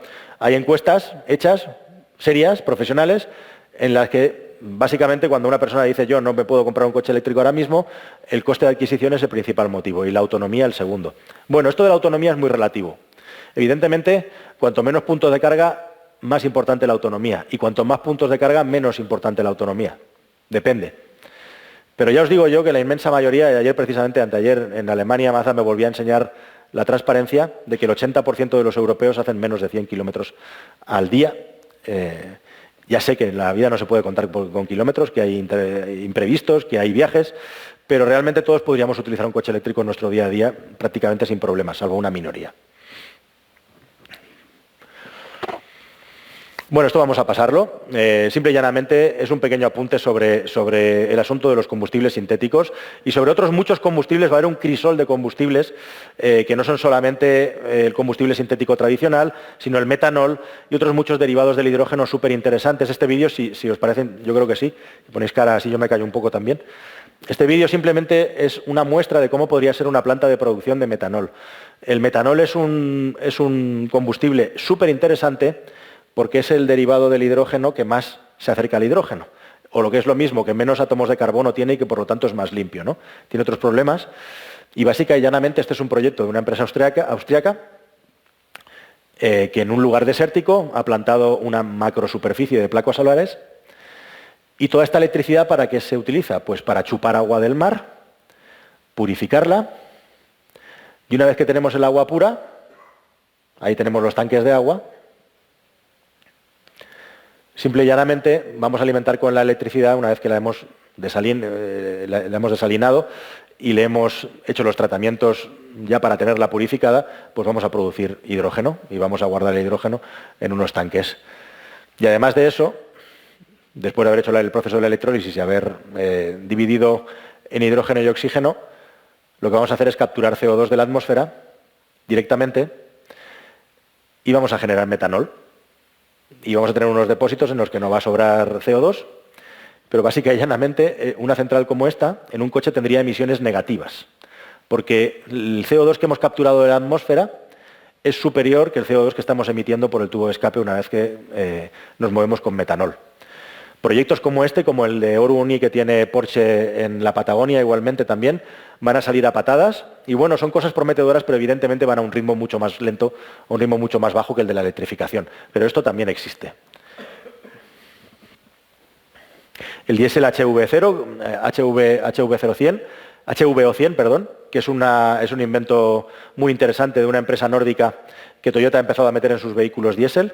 Es un diésel, una mezcla de diésel reciclado y bio. Y por supuesto los combustibles sintéticos van a explotar, entre otras cosas, porque van a ser obligatorios para la aviación, que va a ser el primer lugar donde se van a instaurar. Si cogemos el logo de Volkswagen y lo ponemos al revés, a mí me salen dos cosas. Me sale como un trabajador de cuello azul, como en el mono, ¿no?, del trabajador. Y también me sale un MA, que yo he titulado como muchos aprietos. Para terminar esta presentación os voy a decir lo que yo creo que algunos hacen mal y otros han hecho bien. Y si hay una empresa que es el paradigma de hacer las cosas mal, es el grupo Volkswagen. Todos los vicios de la industria europea del automóvil están aquí, expresados en ese logotipo. Volkswagen decidió hacer un automóvil eléctrico a prisa y corriendo, lo hizo fatal, que es el Volkswagen ID.3, un coche que toda la prensa mundial ha puesto a caldo por su bajísima calidad, por su altísimo precio, y porque es un coche que para nada cumplía con las expectativas que se había creado. Además, con unos problemas en el software tremendos que hicieron que por 2 veces el CEO de software de Volkswagen fuera despedido y a día de hoy siguen con esos problemas. Volkswagen se quiso convertir en una empresa desarrolladora de software y de coches eléctricos a una velocidad imposible de asimilar, de asumir para un fabricante del tamaño de Volkswagen, con tantas familias, con tantos trabajadores implicados, y la digestión le ha salido fatal. Y el problema que tienen además es que en China, donde siempre han dominado el mercado con mano férrea con su socio chino desde los años 80, por primera vez un fabricante chino les ha adelantado. En este año 23, BYD, que solo hace coches enchufables, ya vende más coches que Volkswagen en China. Esto, aunque os pueda parecer así que simplemente es un dato, es un absoluto terremoto en la industria del automóvil. Toyota, 3/4 de lo mismo, por cierto, en el país. Pasamos más adelante. Volkswagen se ha empeñado en seguir fabricando estos coches eléctricos que no han salido bien, colocándoselos, llevando incluso camiones de coches a los concesionarios sin que los hubieran pedido, para que los intentaran vender, con el resultado de que los camiones volvían de vuelta a los almacenes y a los centros logísticos. Y se les ha acabado creando un tapón que ha hecho que este verano hayan tenido que parar las fábricas porque no se venden ni los ID.3 ni los ID.4. Al CEO de Audi lo han echado. Al CEO de Volkswagen, al que yo he criticado mucho en los últimos años, lo han echado por su pésima gestión. El CEO de Volkswagen ha jugado a ser de Elon Musk en una empresa en la que eso era imposible. Eso debería de ser una lección tremenda para los ejecutivos y para los directivos de la industria del automóvil europea, de cómo no hacer las cosas. Tal es la cosa, si os acordáis, hemos empezado con la famosa pancarta de Audi en Alemania y el coche que no existe, a falta de un producto eléctrico que vender, que Audi se ha tenido que ir a China a llegar a un acuerdo con una marca de lujo allí, que pertenece a SAIC, propietario de MG, para comprarles un coche para que pueda salir con el escudito de Audi lo que se hace aquí con Renault, con el Captur, ¿no? con la gente de Mitsubishi. ¿Por qué no tienen producto? Porque sus problemas en el desarrollo de software, sus problemas en el desarrollo de las plataformas, todas las meteduras de pata por la falta de experiencia han hecho que se tengan que retrasar sus proyectos entre 2 y 3 años. Esto es gravísimo, gravísimo. Y que le pase a una marca como Audi e incluso Porsche, que amortigua mucho mejor el golpe por el tipo de producto que hace, es tremendo. Pero no solo eso, es que Volkswagen también ha hecho lo propio, metiendo dinero en el accionariado de XPeng, que es otro fabricante chino, para intentar adoptar también tecnología eléctrica y sobre todo de conducción autónoma. Me contaban que en el último automóvil, en el Salón del Automóvil de Shanghái, se fletaron 2 aviones de directivos de Volkswagen al automóvil de Shanghái para ver si de una puñetera vez se enteraban de qué iba esto. Gente de Volkswagen. O sea, imaginaos cómo está la cosa. Bueno, ya sabemos que no solamente fueron a ver cómo iba esto, sino que fueron con la chequera para ir comprando tecnología china. Esto es muy impactante, muy impactante. Y ahora, ¿quién está al otro lado? Bueno, ya lo he dicho, soy un bocazas. ¿Quién está al otro lado de la película en este caso? ¿Quién es la otra cara de la moneda? ¿Quién lo ha hecho muy bien? Pues esta es una historia bonita y que os va a gustar. Pues quien lo ha hecho muy bien es el grupo alrededor de Volvo. ¿Qué es lo que ha hecho Volvo? Bueno, para empezar, fueron los primeros, y esta es una decisión que en su momento no entendimos nadie, yo el primero, que se cargaron todos los motores de 6 cilindros y de 8 cilindros hace ya muchos años. Y dijeron, solo motores de 4 cilindros, y el mismo bloque, 2 litros, gasolina y diésel. Una cosa brutal, verdaderamente revolucionaria.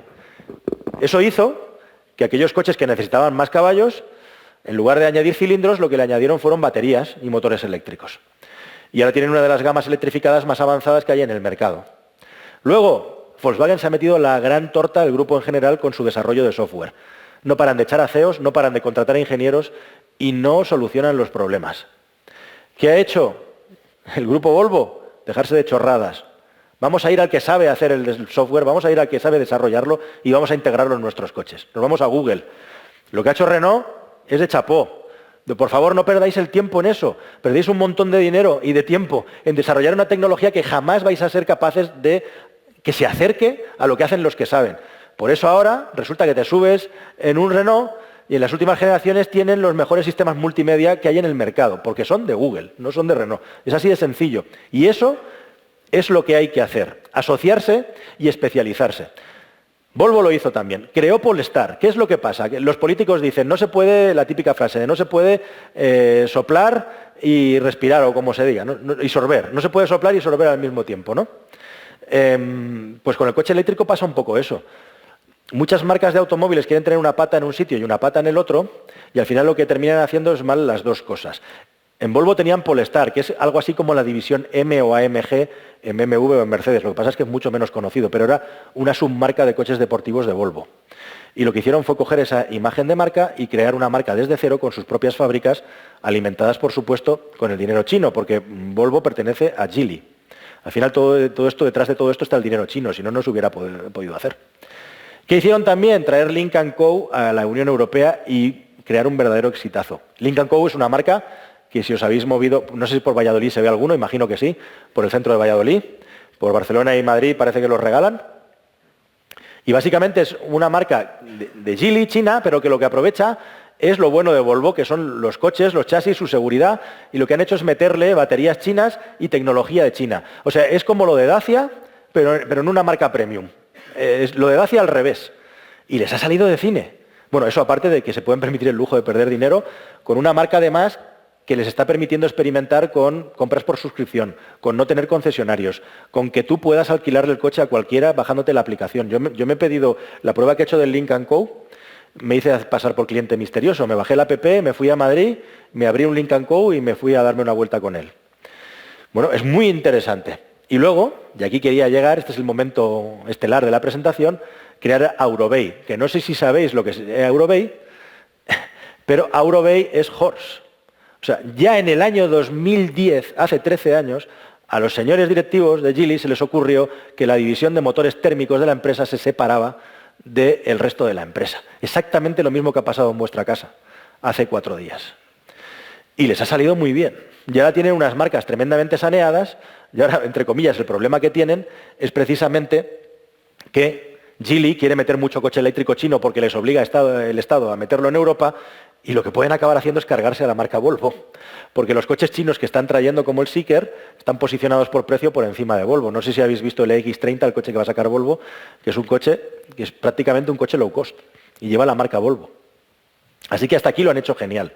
Con esto os quiero decir que, bueno, las cabezas pensantes dentro del grupo Renault han tenido la idea de dividir la empresa y de crear la división Horse, y a mí me parece una decisión acertada.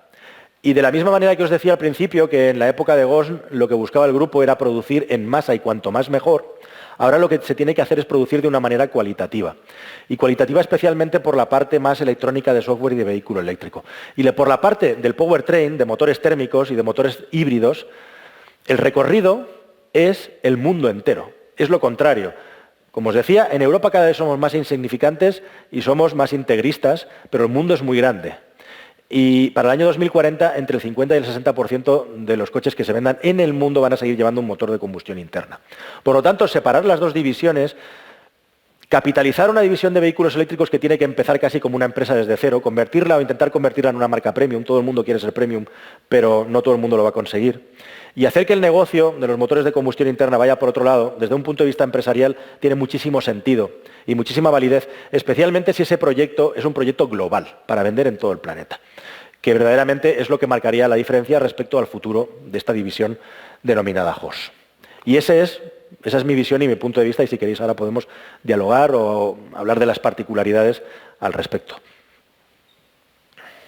Bueno, ya para terminar nada más, simplemente y llanamente, esto es una anécdota. Yo no sé si sabéis que en Valencia, supongo que sí, hay una cátedra de motores térmicos que les tengo muchísimo cariño, porque me invitan allí y me cuentan todas las historias. Fijaos que se llama CMT, Cátedra de Motores Térmicos, y el logotipo son cilindros de motores vistos desde arriba. O sea, más de la gasolina y del motor de combustión no pueden ser. Y lo que están haciendo es impresionante, porque ellos llevan 40 años viviendo de trabajar para la industria, haciendo ensayos, desarrollos técnicos, investigaciones teóricas sobre motores de combustión interna, y se están reinventando. Acaban de fabricar un túnel del viento impresionante, que es de los más grandes que hay en Europa. Están trabajando con coches de hidrógeno, haciendo ensayos, y de hecho, tienen tanto conocimiento de térmica, han adquirido tanto conocimiento, son un top 10 mundial a nivel de termodinámica en motores de combustión, que ahora les vienen muchos fabricantes de baterías de coches a pedirles cómo ayudarles a refrigerar las baterías, a evitar que las baterías se incendien, ese momento de ruptura en el que ya no puedes frenar una combustión en la batería de un automóvil eléctrico. Todos esos conocimientos que han adquirido ahora les están sirviendo para trabajar en la nueva generación. Y yo lo que le invitaría, justamente, pues a las personas que dirigen las empresas en las que vosotros trabajáis, es que tuvieran esa audacia e invirtieran en promover desarrollos y ser, digamos, originales en el sentido de buscar nuevos nichos en los que ir diversificando el negocio. A mí me parece que esta gente lo está haciendo de una manera ejemplar, y esto es un canto al optimismo también, es decir, cualquiera diría que estos señores de los motores térmicos están muertos, y una leche. O sea, no paran de trabajar, no paran de publicar papers y no paran de meter inversión aquí dentro para seguir haciendo cosas fuera del motor térmico también. Así que me parece un ejemplo muy bonito para terminar la charla, porque si no me equivoco, Jorge, hemos llegado hasta el final. Esto es exactamente lo que estoy pidiendo, un ejemplo dentro de vuestra casa. Coger una fábrica de cajas de cambio y, como ya no fabricamos cajas de cambio porque todos son motores eléctricos, o antes teníamos 16 referencias y ahora tenemos 3, pues nos ponemos a reciclar coches y vamos a hacer experimentos reciclando coches, ¿no? Y a hacer reconstrucciones de automóviles eléctricos o de componentes de automóviles eléctricos. Bien, ¿por qué no? Sirve para que la factoría siga funcionando. O lo que ha hecho Ford estos días. Habréis visto en las noticias que Ford acaba de anunciar el primer coche que se puede conducir sin manos. Todo el mundo hablando de Tesla, y venga Tesla, y venga Tesla, y venga Tesla, y resulta que Ford es el primero que permite legalmente tener esto. Esto, por cierto, Renault no ha decidido, y no me parece mal. Aquí Renault ha dicho, mira, nosotros no nos vamos a meter en esta guerra, esto cuesta mucho dinero y no se llega a ningún sitio. Bueno, pues mucho Tesla, bla, bla, bla, pero ¿qué ha hecho Ford? Pues desarrollar un sistema que no es mejor que el del resto de los automóviles, pero tiene dos cosas. La primera de todas es que tiene una cámara que monitoriza al conductor y que, si despegas la vista de la carretera, al momento el coche deja de conducir solo. Es obligatorio estar pendiente, porque esto no es un coche autónomo, es un coche que permite conducir por autovía sacando las manos del volante. Que, por cierto, esto es puro marketing, porque desde un punto de vista de la seguridad activa, vosotros lo habréis experimentado. Si pones un programador de velocidad y quitas los pies de los pedales, pasado un rato, te has relajado. Si además le quitas las manos al volante también, el aumento en la pérdida de atención pasado el tiempo es superior. Cuando al final, si algo falla, tienes que estar totalmente atento para coger las manos. Aquí no vale estar unos segundos ni mirando el móvil ni nada. O sea que esto es puro hype, puro marketing, pero toda España ha estado hablando de esto estos días. Lo primero que han hecho es poner una cámara para que un sistema nivel 2 Plus sea legal, quitando las manos del volante. Que por cierto, esto no es extraordinario. En Estados Unidos es legal también. Y lo segundo es hablar con el Ministerio de Industria, hay que tener permiso, y ya estamos en todos los medios de comunicación. Y venga, ahora venid los señores de Tesla a hacer lo mismo en España. No podéis, porque no habéis hablado con Industria, no os lo habéis currado, ni habéis puesto un sistema de monitorización, que es lo que me ha pedido la Administración, que ponga en el coche para darme permiso para hacer esto. Bueno, pues es otro ejemplo de audacia, a mí me parece, de hacer las cosas. Y este es el mundo tan cambiante en el que vivimos, y en el mundo donde las cosas tradicionales, desgraciadamente, ya no sirven para conseguir los resultados que tradicionalmente hemos obtenido. Bueno, pues yo creo que hemos llegado al final del viaje, Jorge, si no me falla la memoria. Simple y llanamente reforzar eso, que no nos relajemos, que aunque parezca que no pasan las cosas, las curvas de adopción de las tecnologías siempre tienen esta forma, ¿no? Y nosotros ahora estamos en el momento del despegue en España. En otros países, si viajáis por Europa, lo vais a notar, a nivel de automóvil eléctrico. Y no hay que relajarse para nada porque los cambios están aquí y lo que tienen que pillarnos es preparados. A mí me gusta terminar siempre mucho con una frase de nada menos que Henry Ford, que decía que se te marchen los empleados porque los has formado es mucho peor que se te queden sin formarse. Y a mí esto me parece fundamental, ¿no? Vivimos en unos tiempos en los que es fundamental que nos reciclemos, que aprendamos y que estemos preparados para lo que viene, porque viene mucho, muy potente y muy distinto. Yo creo que las cosas están bien orientadas, bien encaminadas, pero no hay que relajarse. Así que nada más, querida familia, pues espero que os haya gustado la presentación, que le hayáis sacado provecho, que hayáis tomado alguno... Podéis aplaudir, ¿eh? Gracias. Así aprovecho para beber.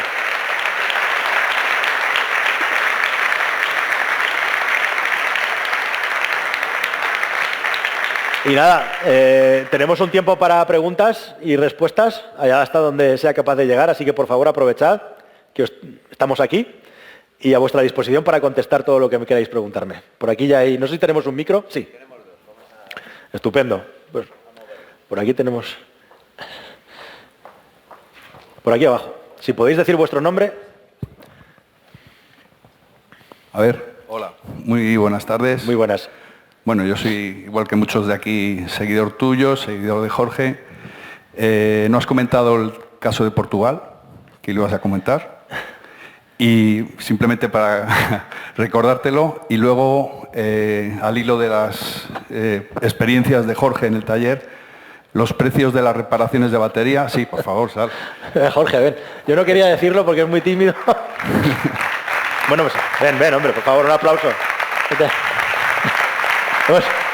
Hemos tenido aquí de secretario al tío que más sabe de reparar coches eléctricos de todo este país y parte del extranjero. Así que... Sí, a mí me da mucho miedo cuando veo los vídeos y las reparaciones en las que se tiene que meter, pues el precio que supone, no desde su punto de vista, porque él tiene un punto de vista objetivo de que las baterías no se deben cambiar, se deben reparar, pero sí que es cierto que cualquier vehículo, el caso del Dacia, el pequeñín, el Spring que hubo que cambiar la batería, pues como que te echa un poco para atrás también a la hora de comprar un coche eléctrico.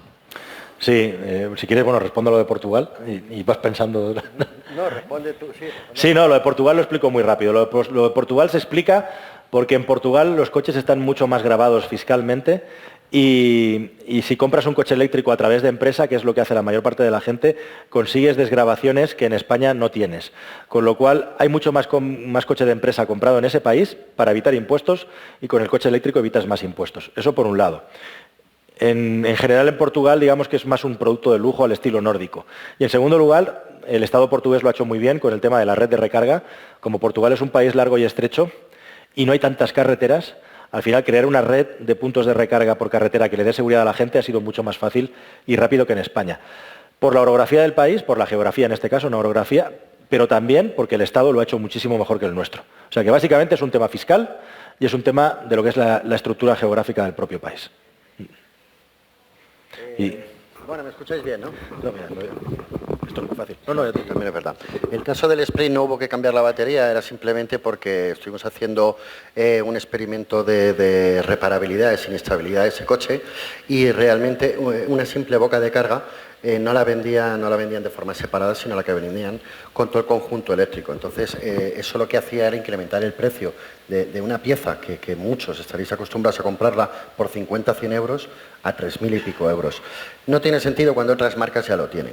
Eso ya se ha cambiado, gracias a ese vídeo hemos conseguido que Renault lo cambie. Abrir los ojos a muchas marcas. De hecho, ayer me dieron una noticia relativa a BMW, que tengo que comprobar si es cierto, es que ya se puede ir el público a BMW a comprar un módulo única y exclusivamente de baterías. O sea, ya tenemos acceso a ese recambio cuando antes nos vendían el pack de baterías entero. Tengo que ver si es cierto, pero sí es cierto que va habiendo una evolución. Nissan ya lo ha hecho, a un precio desorbitado, pero nos dan la opción. Entonces, creo que todo eso va a ir cambiando, va a tardar años y bueno, espero que Renault también se ponga ahí un poco a las pilas. En ese vídeo del Mercedes se tardaba 8 años en desarrollar un coche nuevo. Ahora mismo se están ya desarrollando coches en menos de 4 años. Algunos se desarrollan en 3. El coche en el que hemos venido Jorge y yo se ha desarrollado en 3 años y medio, que es el Alfa Romeo Giulia. ¿Qué es lo que pasa? Los coches dan muchos problemas de inicio, porque evidentemente no hay tiempo suficiente y los consumidores nos comemos muchos problemas de bisoñez de los coches, pero es que la postventa muchas veces no llega a tiempo. Y específicamente lo que se descubre con el trabajo de Jorge es que la postventa del automóvil eléctrico tiene unas lagunas brutales. Está, por decirlo de alguna manera, naciendo. Entonces, bueno, el coche eléctrico tiene unas ventajas tremendas, pero si tienes un problema, pues te puedes llevar sorpresas bastante desagradables.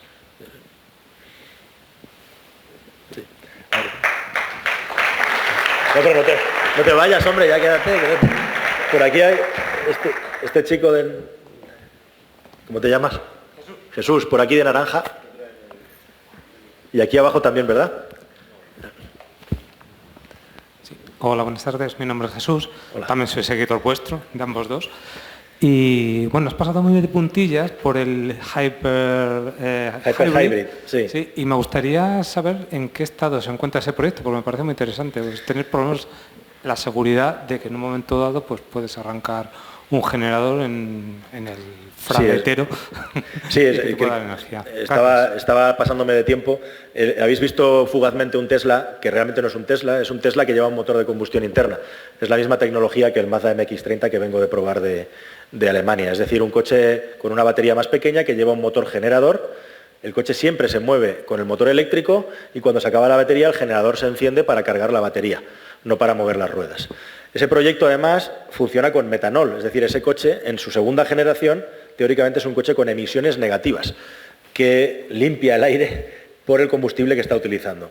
Hasta donde yo sé, yo tengo contacto con ellos y ellos lo que están buscando es que la industria del automóvil les compre el invento para ponerlo en algún coche. Ellos no tienen capacidad para desarrollar un coche, se dedican a desarrollar la tecnología.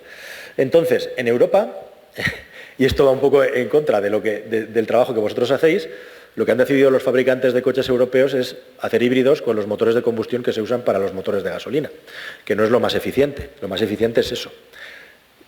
¿Habrá nuevos motores de combustión interna para hacer de generador en el futuro? No lo sé, pero de momento a los fabricantes europeos no les ha interesado invertir el dinero en eso, aunque cuando se ha hecho, pues ha salido muy bien. Jorge está harto de reparar amperas y Chevrolet Volts, que es un coche que ya no se vende, pero tiene esa tecnología, y bueno, pues ahí están con 250 y 300.000 kilómetros funcionando estupendamente. También está la cara B, que es el BMW i3 Rex, que lleva el motor de una Kymco como generador, y básicamente tienes dos opciones, o se te rompe o se te va a romper, no hay más. Muchas gracias. Bueno, y si... No sé si me he perdido algún vídeo. ¿Tenías un Seat Ibiza que funcionaba con aceite de cocina? Sí, no sí. Sé si luego... Tengo pendiente hacer el vídeo definitivo. Parte. Fritanga que viene de Sevilla, de la feria de Sevilla. Sí. Eso queda un vídeo por publicar todavía, que espero que sea divertido con ese coche. Hola, buenas tardes. Mi nombre es Antonio y te he oído que estabas hablando del cambio de venta del producto. En el siglo XX producimos y ahora te he entendido que pasamos a una fase de producimos poco porque vamos a reciclar. Pero claro, tenemos un sistema industrial que está pensado para eso, está sobredimensionado entonces. ¿Qué ocurre? Sí, bueno, el ejemplo de Sevilla precisamente es un ejemplo de que puede sobrar capacidad de producción, es un ejemplo paradigmático. Un sitio donde se hacían cajas de cambio, había un montón de referencias de cajas de cambio y de repente se unifica todo e incluso desaparecen, ¿no? ¿Qué hacemos con ese sitio? O lo cerramos o le buscamos una alternativa. Pues es que es tal cual.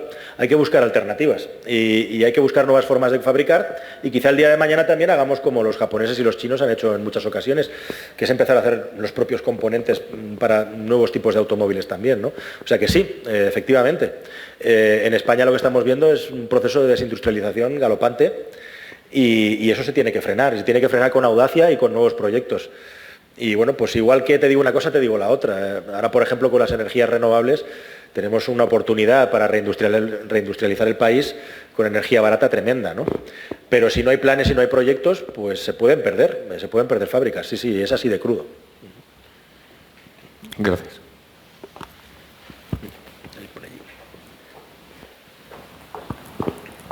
Vaya, Jorge. Buenas tardes, soy Fran. Hemos visto que la empresa del automóvil invierten ahora mucho dinero, tanto en renting como en compraventa de coches de segunda mano. Y la pregunta que me surge es si tú crees que muchas marcas que están invirtiendo, que son fabricantes de coches, van a desaparecer y simplemente van a ser gestores de nuevas formas de movilidad. Porque si realmente lo que funciona es el reciclaje, si realmente lo que funciona es el alquiler y demás, posiblemente dejen de fabricar. Entonces, sería preocupante, claro, para el sector del automóvil porque sobrarían muchas fábricas. Y por otro lado, hay un montón de variables que nos has planteado. Una que veo yo importante es una guerra comercial. Hay sistemas proteccionistas con aranceles. China, Inglaterra, me imagino que Europa, como ha dicho que lo está mirando, lo hará. Y Estados Unidos, que ya lleva tiempo desde Donald Trump, que lo hace. Entonces, hay potencias que son autosuficientes, como la China, aunque estén desarrollando otros problemas. Entonces, lo que está claro es que es imposible predecir el futuro. Compartimos muchas tecnologías híbridas, combustión y otras futuras. Entonces, mi pregunta es, me imagino que la única posibilidad que hay es la de adaptación, o sea, no puede saber el futuro, sobrevivirá el que mejor se adapte. Y mi pregunta es, si tuvieras que adquirir un vehículo, ¿de qué tecnología lo adquirirías? Muy buena pregunta. Muy bien. En Europa se empieza a hablar de la triple A, de la triple amenaza, que es China, Rusia y Estados Unidos. Estados Unidos no hemos hablado, pero entra en el mismo paquete que China, por el que Estados Unidos ha sido hiper agresiva con las ayudas indirectas que está dando a su industria del automóvil. Allí son más dados a no dar subvenciones, sino a dar incentivos fiscales, ¿no? Atrayendo muchísima inversión. Entonces sí, es totalmente así y vivimos unos tiempos de muchísima incertidumbre en los que es imposible saber qué va a pasar. Yo he intentado daros pistas, tenemos que completar la información según vaya evolucionando y veremos qué ocurre. Volviendo a tu primera pregunta, y ahora te contesto a lo del coche, sí, yo estoy convencido de que van a desaparecer marcas. Va a haber un aluvión de marcas chinas que van a entrar en Europa en los próximos años, un auténtico aluvión. Estoy hablando de más de una docena y probablemente el número sea más cerca a los 20 y no todo el mundo va a poder sobrevivir. Igual que muchos fabricantes tradicionales corren peligro, algunos han muerto realmente, son zombies y que los han reanimado en formato eléctrico. Jaguar es un ejemplo, Alfa Romeo es otro. Opel hubiera corrido una suerte parecida si no hubiera sido porque ha acabado dentro del grupo Stellantis. Es muy difícil hoy en día navegar y sobrevivir solo. Hay que estar dentro de un gran grupo. Y bueno, pues uno de los grandes problemas efectivamente es el control de la cadena de suministro. Hay empresas como SEAT que se van a convertir en empresas de micromovilidad porque no tienen hueco tampoco dentro de su grupo. Dentro del grupo Renault las cosas están muchísimo más claras, muchísimo más despejadas. Y de hecho es curioso porque Dimeo, que es el máximo responsable del grupo, hizo un plan de reconversión en el grupo Fiat, le ficharon en el grupo Volkswagen para hacer ese plan de reconversión y una vez que terminó su misión ha acabado en vuestra casa y ha hecho lo mismo otra vez. Entonces, bueno, de momento les ha salido bien, esperemos que siga saliendo bien, ¿no? Por allá donde ha pasado. Bueno, lo dejamos para el final, el suspense. Sí. No, yo te quería dar un dato para que no sé muy bien de dónde viene esto ni por qué ha producido, pero realmente desde este mes todos nosotros podíamos comprar a través de AliExpress, Amazon o lo que sea, celdas de litio, celdas de níquel metal hidruro, de cualquier tipo de batería, de China a España. Bueno, desde principios de este mes ya no es posible.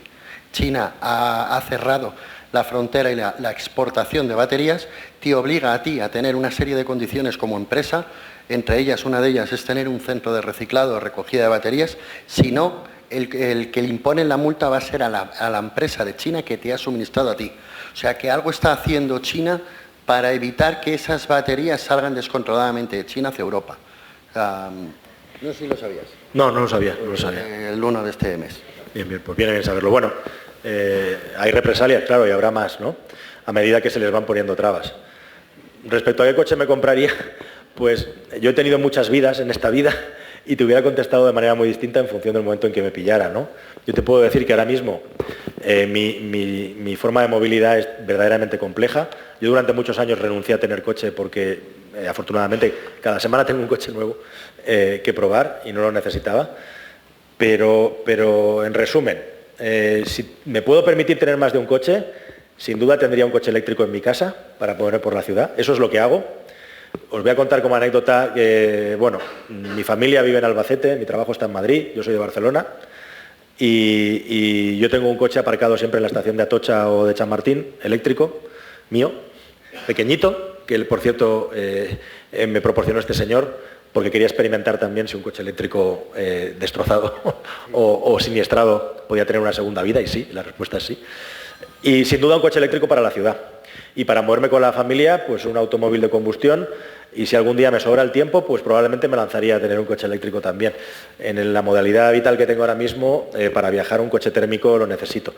Pero sí que os digo que el coche eléctrico puede cubrir buena parte de las necesidades de movilidad de una familia a lo largo del año, y para mí la solución perfecta es esa. Si puedes tener dos, uno eléctrico y uno térmico. Si solo puedes tener uno, pues depende.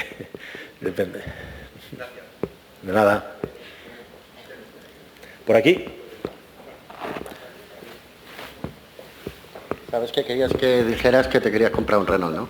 Sí. De momento, sí, con un Alpine podemos hacer trato. Perdonad, por aquí arriba, que no sé si nos veis. Sí, ahora, hola. Perdona. Hola, muy buena.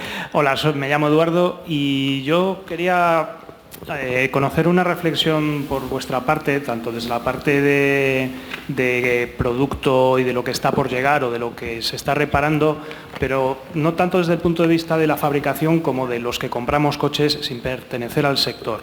Has puesto en una transparencia que los coches en España actualmente los estamos renovando ya cerca de los 14-15 años, y además están costando a partir de 40.000 euros los coches nuevos. Entonces, dado que es una inversión importante en nuestras vidas y que nos va a acompañar muchos años, ¿cuál es vuestro punto de vista acerca de la fortaleza que tienen las marcas consolidadas con sus redes de concesionarios y la proximidad, y las nuevas marcas que van a llegar pero que no tienen esas redes? Poniendo ejemplos claros como el de Tesla. Tesla llevará cerca de 10 años vendiendo coches en España, pero como no vivas en Madrid, Barcelona o Sevilla, ¿cómo haces para comprarte un coche que si le surge algo te lo tienes que llevar en grúa a Madrid para volver? Quiero decir, esa cuestión de las concesiones y de la tranquilidad mental que otorga al comprador tener a alguien cerca, ¿cómo lo resuelven estas nuevas marcas? Pues una buenísima pregunta y muy bien expresada. La experiencia nos dice que en España el concesionario sigue siendo muy necesario, y que las marcas que quieren crecer rápido necesitan concesionarios. La experiencia nos dice también que las marcas sofisticadas son capaces de vender sin concesionarios. Polestar tampoco tiene concesionarios, Lynk & Co tampoco tiene concesionarios, pero hablamos de productos de nicho. Yo Tesla no lo consideraría como un ejemplo, porque es siempre la excepción a la regla, ¿no? Hay muchos factores en Tesla que van completamente a contracorriente del resto de fabricantes. Pero yo creo que el peso del concesionario sigue siendo muy importante y que lo va a seguir siendo durante un tiempo. Y así lo consideran muchos de los que están desembarcando, que quieren hacerlo con una red de concesionarios, porque saben que ahí en la arena, en donde está el grueso del mercado, sigue siendo un actor muy necesario. No sé si contesto con esto a tu pregunta, espero que sí.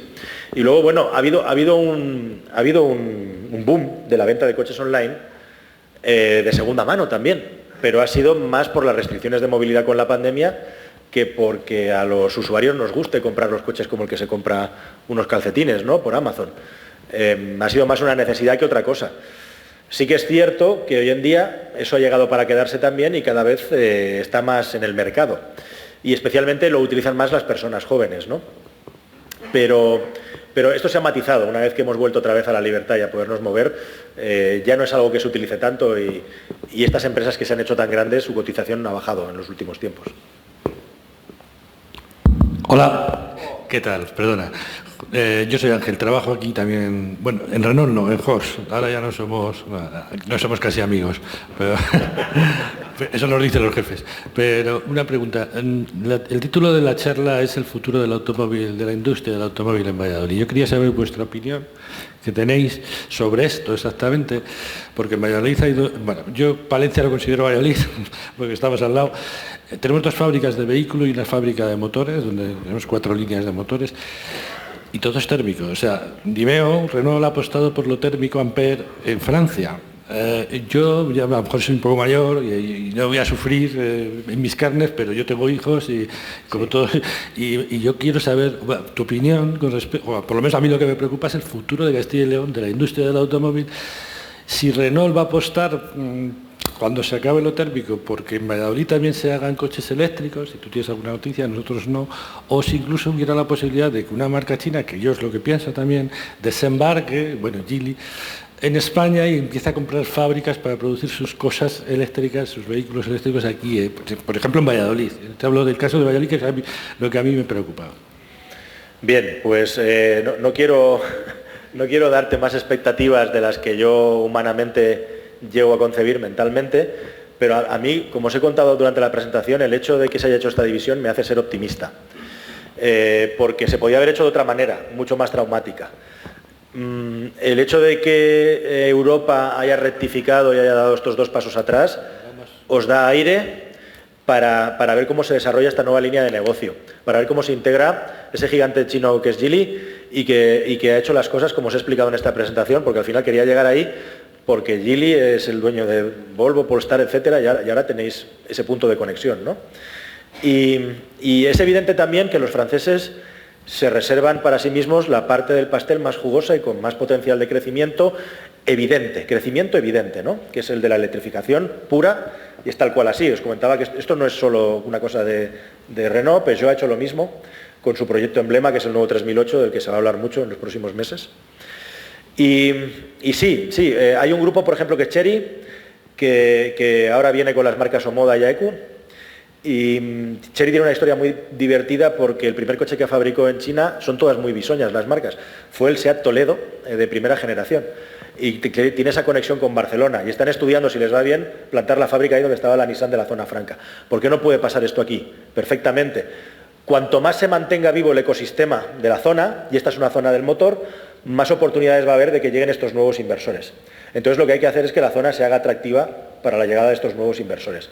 Y efectivamente, yo de verdad os digo el mensaje, yo vivo muy pegado al mundo del emprendimiento, vivo muy pegado al mundo de la innovación en la empresa y muchas veces hay que cambiar las cosas antes de que lleguen los cambios para que sigan sobreviviendo, aunque en ese momento nos resulte incómodo, nos genere incertidumbre, porque el no cambiar es mucho peor. Y yo me quedaría con ese mensaje, o sea, que se siga, digamos que la sopa siga cociéndose y ese caldo no pare, ¿no? Y que ese caldo siga funcionando. Y bien, pues hasta ahí puedo llegar, todo lo demás que pudiera añadir ya sería casi que poesía, más que certezas, ¿no? Pero yo creo desde luego que los pasos que se han hecho son interesantes y que permiten mantener la llama viva y eso es lo importante, en un momento de tremenda incertidumbre en el que puede pasar cualquier cosa y que la cosa está verdaderamente, ya ha estado verdaderamente complicada, ¿no? O sea, estar aquí y ahora ya es un gran logro.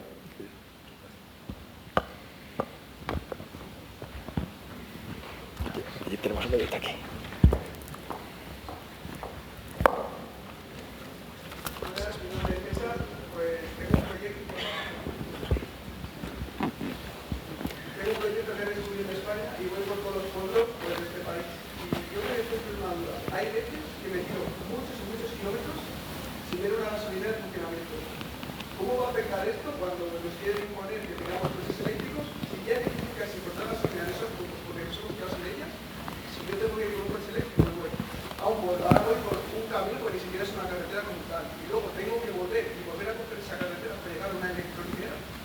Sí, bueno.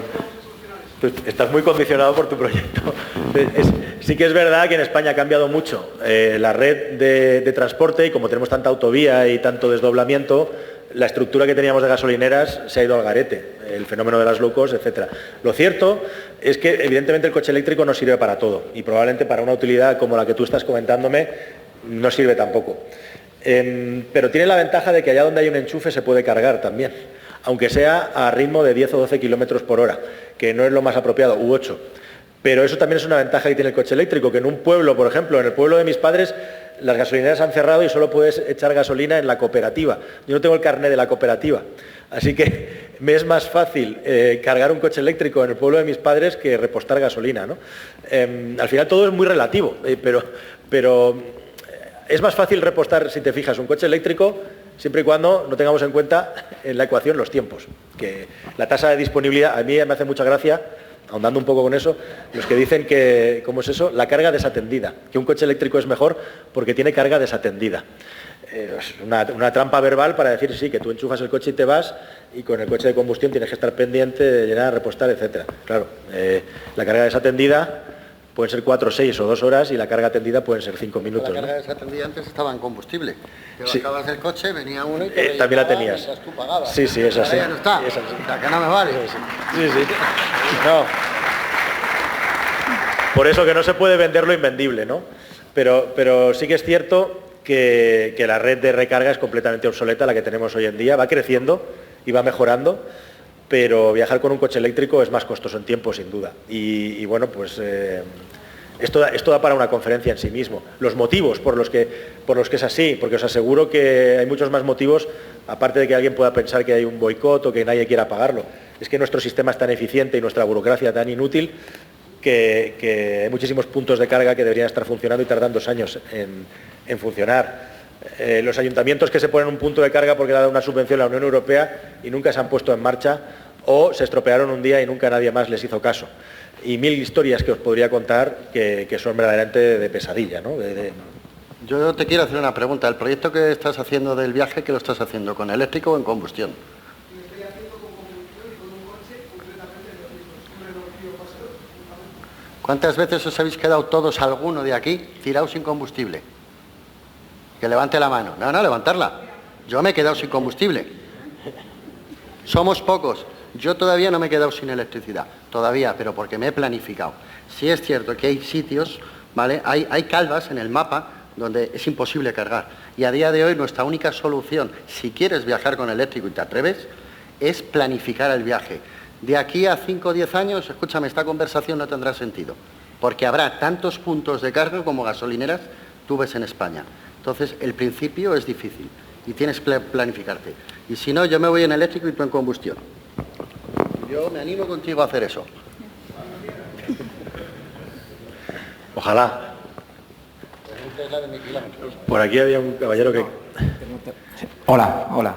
Mira, mi nombre es Juan. Vale. ¿Dónde está el Juan? Perdona, que no te veo. Ay, perdón. Ahí. Vale.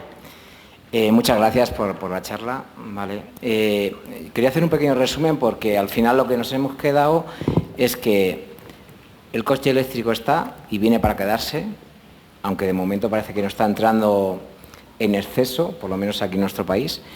Pero lo que sí está claro es que a nivel mundial todo el mundo lo impone. China, que yo pensaba que no, pero parece que también lo impone. Con lo cual viene, pero porque viene impuesto. Habría que ver si el desarrollo, como él solo, llegaría al nivel que tiene.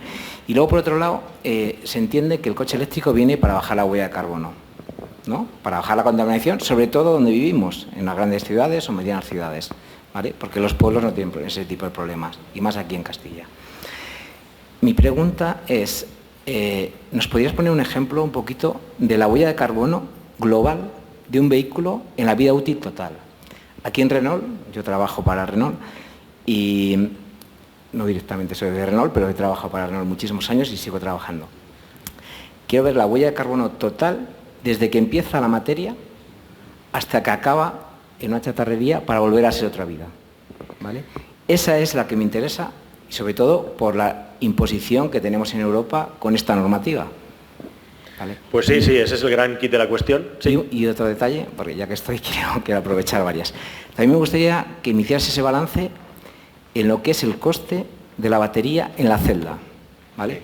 Y otra pequeña pregunta al hilo es, en España todavía no hay una fábrica de baterías como tal, lo único que hay son pequeños procesos de montaje, que aquí en Renault existe una. ¿Para cuándo habrá una o varias fábricas de batería en España o en Europa? Bien. Muchas gracias. Nada, no hay de qué. Respecto a tu pregunta, hay ya bastantes estudios y, de hecho, como os decía, en un par de años la Unión Europea le va a empezar a mirar la huella a todo el proceso de fabricación del coche. Los franceses ya han empezado, son los pioneros. En diciembre de este año te dicen, todos estos coches pasan el corte y todos estos coches no, porque su huella de carbono de fabricación excede los límites que nosotros consideramos oportunos para darte una subvención. Eso está ya aquí. Y lo vamos a ver con nombres y apellidos, con los modelos. Hay muchos estudios y la respuesta es que depende porque como cada país tiene un mix energético, no es lo mismo cargar un coche en España que cargarlo en Alemania o en Polonia. Y con lo cual hay que hacer un promedio, ¿no? Pero en un promedio, yo no te puedo hablar de emisiones, pero te puedo hablar de que en un promedio, en Europa, en España, un coche eléctrico pasados entre 80 y 100.000 kilómetros compensan su exceso de huella de carbono respecto a un automóvil de combustión interna que parte con una huella de carbono muy inferior. O sea, que ahí estaría el corte. Depende del país, podríamos estar hablando entre los 50, 60 y los 100.000 kilómetros. Eso es durante toda la vida útil del vehículo. Luego tendríamos que hablar también de la energía consumida en el reciclaje, pero esa información es correcta y está aceptada. Y no sé si me quedaba algo que contestarte. A lo de las fábricas de baterías. Sí, bueno, ahora como sabes va a empezar a haber una fábrica de baterías a construirse en Valencia y hay algún proyecto más de construcción de fábrica de baterías que está en el aire y que no está muy claro si va a llegar o no. Se hablaba también de Navarra, luego que no, que sí. Las fábricas de baterías son muy importantes en el futuro justamente para apuntalar y para enraizar la fabricación de automóviles, porque estoy diciendo que de aquí 4 días se le va a empezar a medir las emisiones de la producción de los coches, y si las baterías nos llegan en barco desde China o desde el desierto de Nevada, pues vamos a tener un problema para poder justificar que nuestros coches tengan ayudas de la Unión Europea, ¿no? Y de hecho la Unión Europea tiene un proyecto también para empezar a cobrar un extra a aquellos fabricantes de materias primas, no solo baterías, que vengan de fuera y que superen unas tasas de CO2. Eso se va a empezar a implementar en el año 26-27. Con lo cual va a cobrar todavía más importancia que tengamos fábricas de baterías sobre el terreno o cerca. Dicho todo esto, toda la industria del automóvil está metida en la neutralidad en las emisiones en la fabricación de los vehículos y tiene una hoja de ruta para eso. Yo lo que calculo es que a medida que pase el tiempo, esas emisiones se van a ir reduciendo, sea donde sea que esté la fábrica, ¿no? Con lo cual el problema será menor, pero lo que no debe ocurrir es que entre medias nos muramos por el camino, ¿no? Vamos a la última pregunta. Una preguntilla más. Aquí había un señor que... Sí. Hola, ¿qué tal? Soy Antonio. Hola. Y bueno, yo quería decir que no soy nada optimista con el futuro de la industria automovilística aquí o incluso en Europa. Más que nada hacia dónde va encaminado, parece que el motor de combustión se va a reducir mucho, pero drásticamente, ¿no? Entonces, si los chinos se dieron cuenta que no tenían petróleo y tenían que hacer unas cosas, España yo creo que no tiene petróleo, pero tenemos mucho sol y mucho viento. ¿Por qué no invertimos, no sé, lo veo yo, lo que verá la gente también, ¿no?, en combustibles sintéticos, en lo que has dicho del metanol, que no lo sabía, la verdad. Todo eso alimentado con energías renovables, nos hacemos una potencia energética y salimos de esta, porque yo creo que los puestos de Renault, bueno, yo recuerdo, y tengo unos años ya, cuando entrar en FASA era como si tocase la lotería, te comprabas un piso en 7 años y ahora, bueno, entrar en FASA, pues en Renault vamos a esto, sabéis todo lo que es, ¿no? Todos conocemos las condiciones que hay o si no trabajamos ahí, tenemos gente que está. Entonces, bueno, yo creo que incluso luchar contra China es como, no sé, intentar parar una avalancha con un muro, ¿no? Entonces, poner esfuerzos ahí cuando se pueden poner en otro sitio. No sé, te pregunto a ti como experto, yo soy un simple operador en una fábrica. No, sí, tienes toda la razón en tu planteamiento y de hecho lo he comentado un poco, ¿no?, que tenemos mucha capacidad en el futuro poder producir energía barata, vamos a tener mucho excedente de energía, es uno de los grandes problemas, de los grandes retos que nos traen las renovables, que son intermitentes y se concentran en unas horas determinadas. Y todo este proyecto de las renovables no tiene ningún sentido si no encontramos manera de almacenar esa electricidad o de utilizarla. Así que energía barata para la industria, energía para almacenar Y una cosa, si seguís mi segundo canal, yo he tratado mucho el tema del hidrógeno. Soy muy pro del hidrógeno, pero también muy crítico con algunas cosas políticas alrededor. Y lo que no puede ocurrir es que nos acabemos convirtiendo en un Qatar del hidrógeno. O al menos yo no defiendo eso. Es decir, corremos el riesgo de que con las energías renovables produzcamos un hidrógeno, que es lo que quieren nuestros políticos, que se acabe vendiendo a Alemania y se acabe vendiendo a otros países, llevándolos en barcos y en tuberías, ¿no? Lo que hay que defender es que ese hidrógeno y que ese excedente de energía que viene de las renovables se aproveche para que lo podamos utilizar aquí y sacarle el valor aquí. Y ese es el gran reto que tenemos para los próximos años. Que no veamos pasar de lejos toda esa revolución, o mejor dicho, pasarla de largo, como el bienvenido Mr. Balsam, ¿no? Que en este caso sería la tubería de hidrógeno o el barco con hidrógeno, que se va a ser valorizado en otro sitio. Pero sin duda España tiene un potencial para ser una potencia en eso y bueno, pues estamos en ello, ¿no? No vamos tan mal, aunque no vamos muy bien, pero tampoco vamos tan mal. Sí, sí. Gracias. Hace unos meses tuvimos un curso con Jorge del vehículo eléctrico, ahora hemos traído a Calero, ha costado mucho porque la agenda que tiene, hemos tenido que cambiar fechas, vuelos de avión, ha costado, quiere decir, es un esfuerzo que hemos hecho tanto él, que hemos hecho todo lo posible como CSIC para que lo tuvierais aquí. Creo que ha sido un esfuerzo importante, posiblemente venga dentro de unos días por Valladolid o no, no lo sé, es posible para otras historias, posiblemente le tengamos. Yo creo que ha dado luz, yo creo que el que ha venido ha sido interesante y yo os pido un fuerte aplauso para Jorge, para Calero, porque son gente muy importante.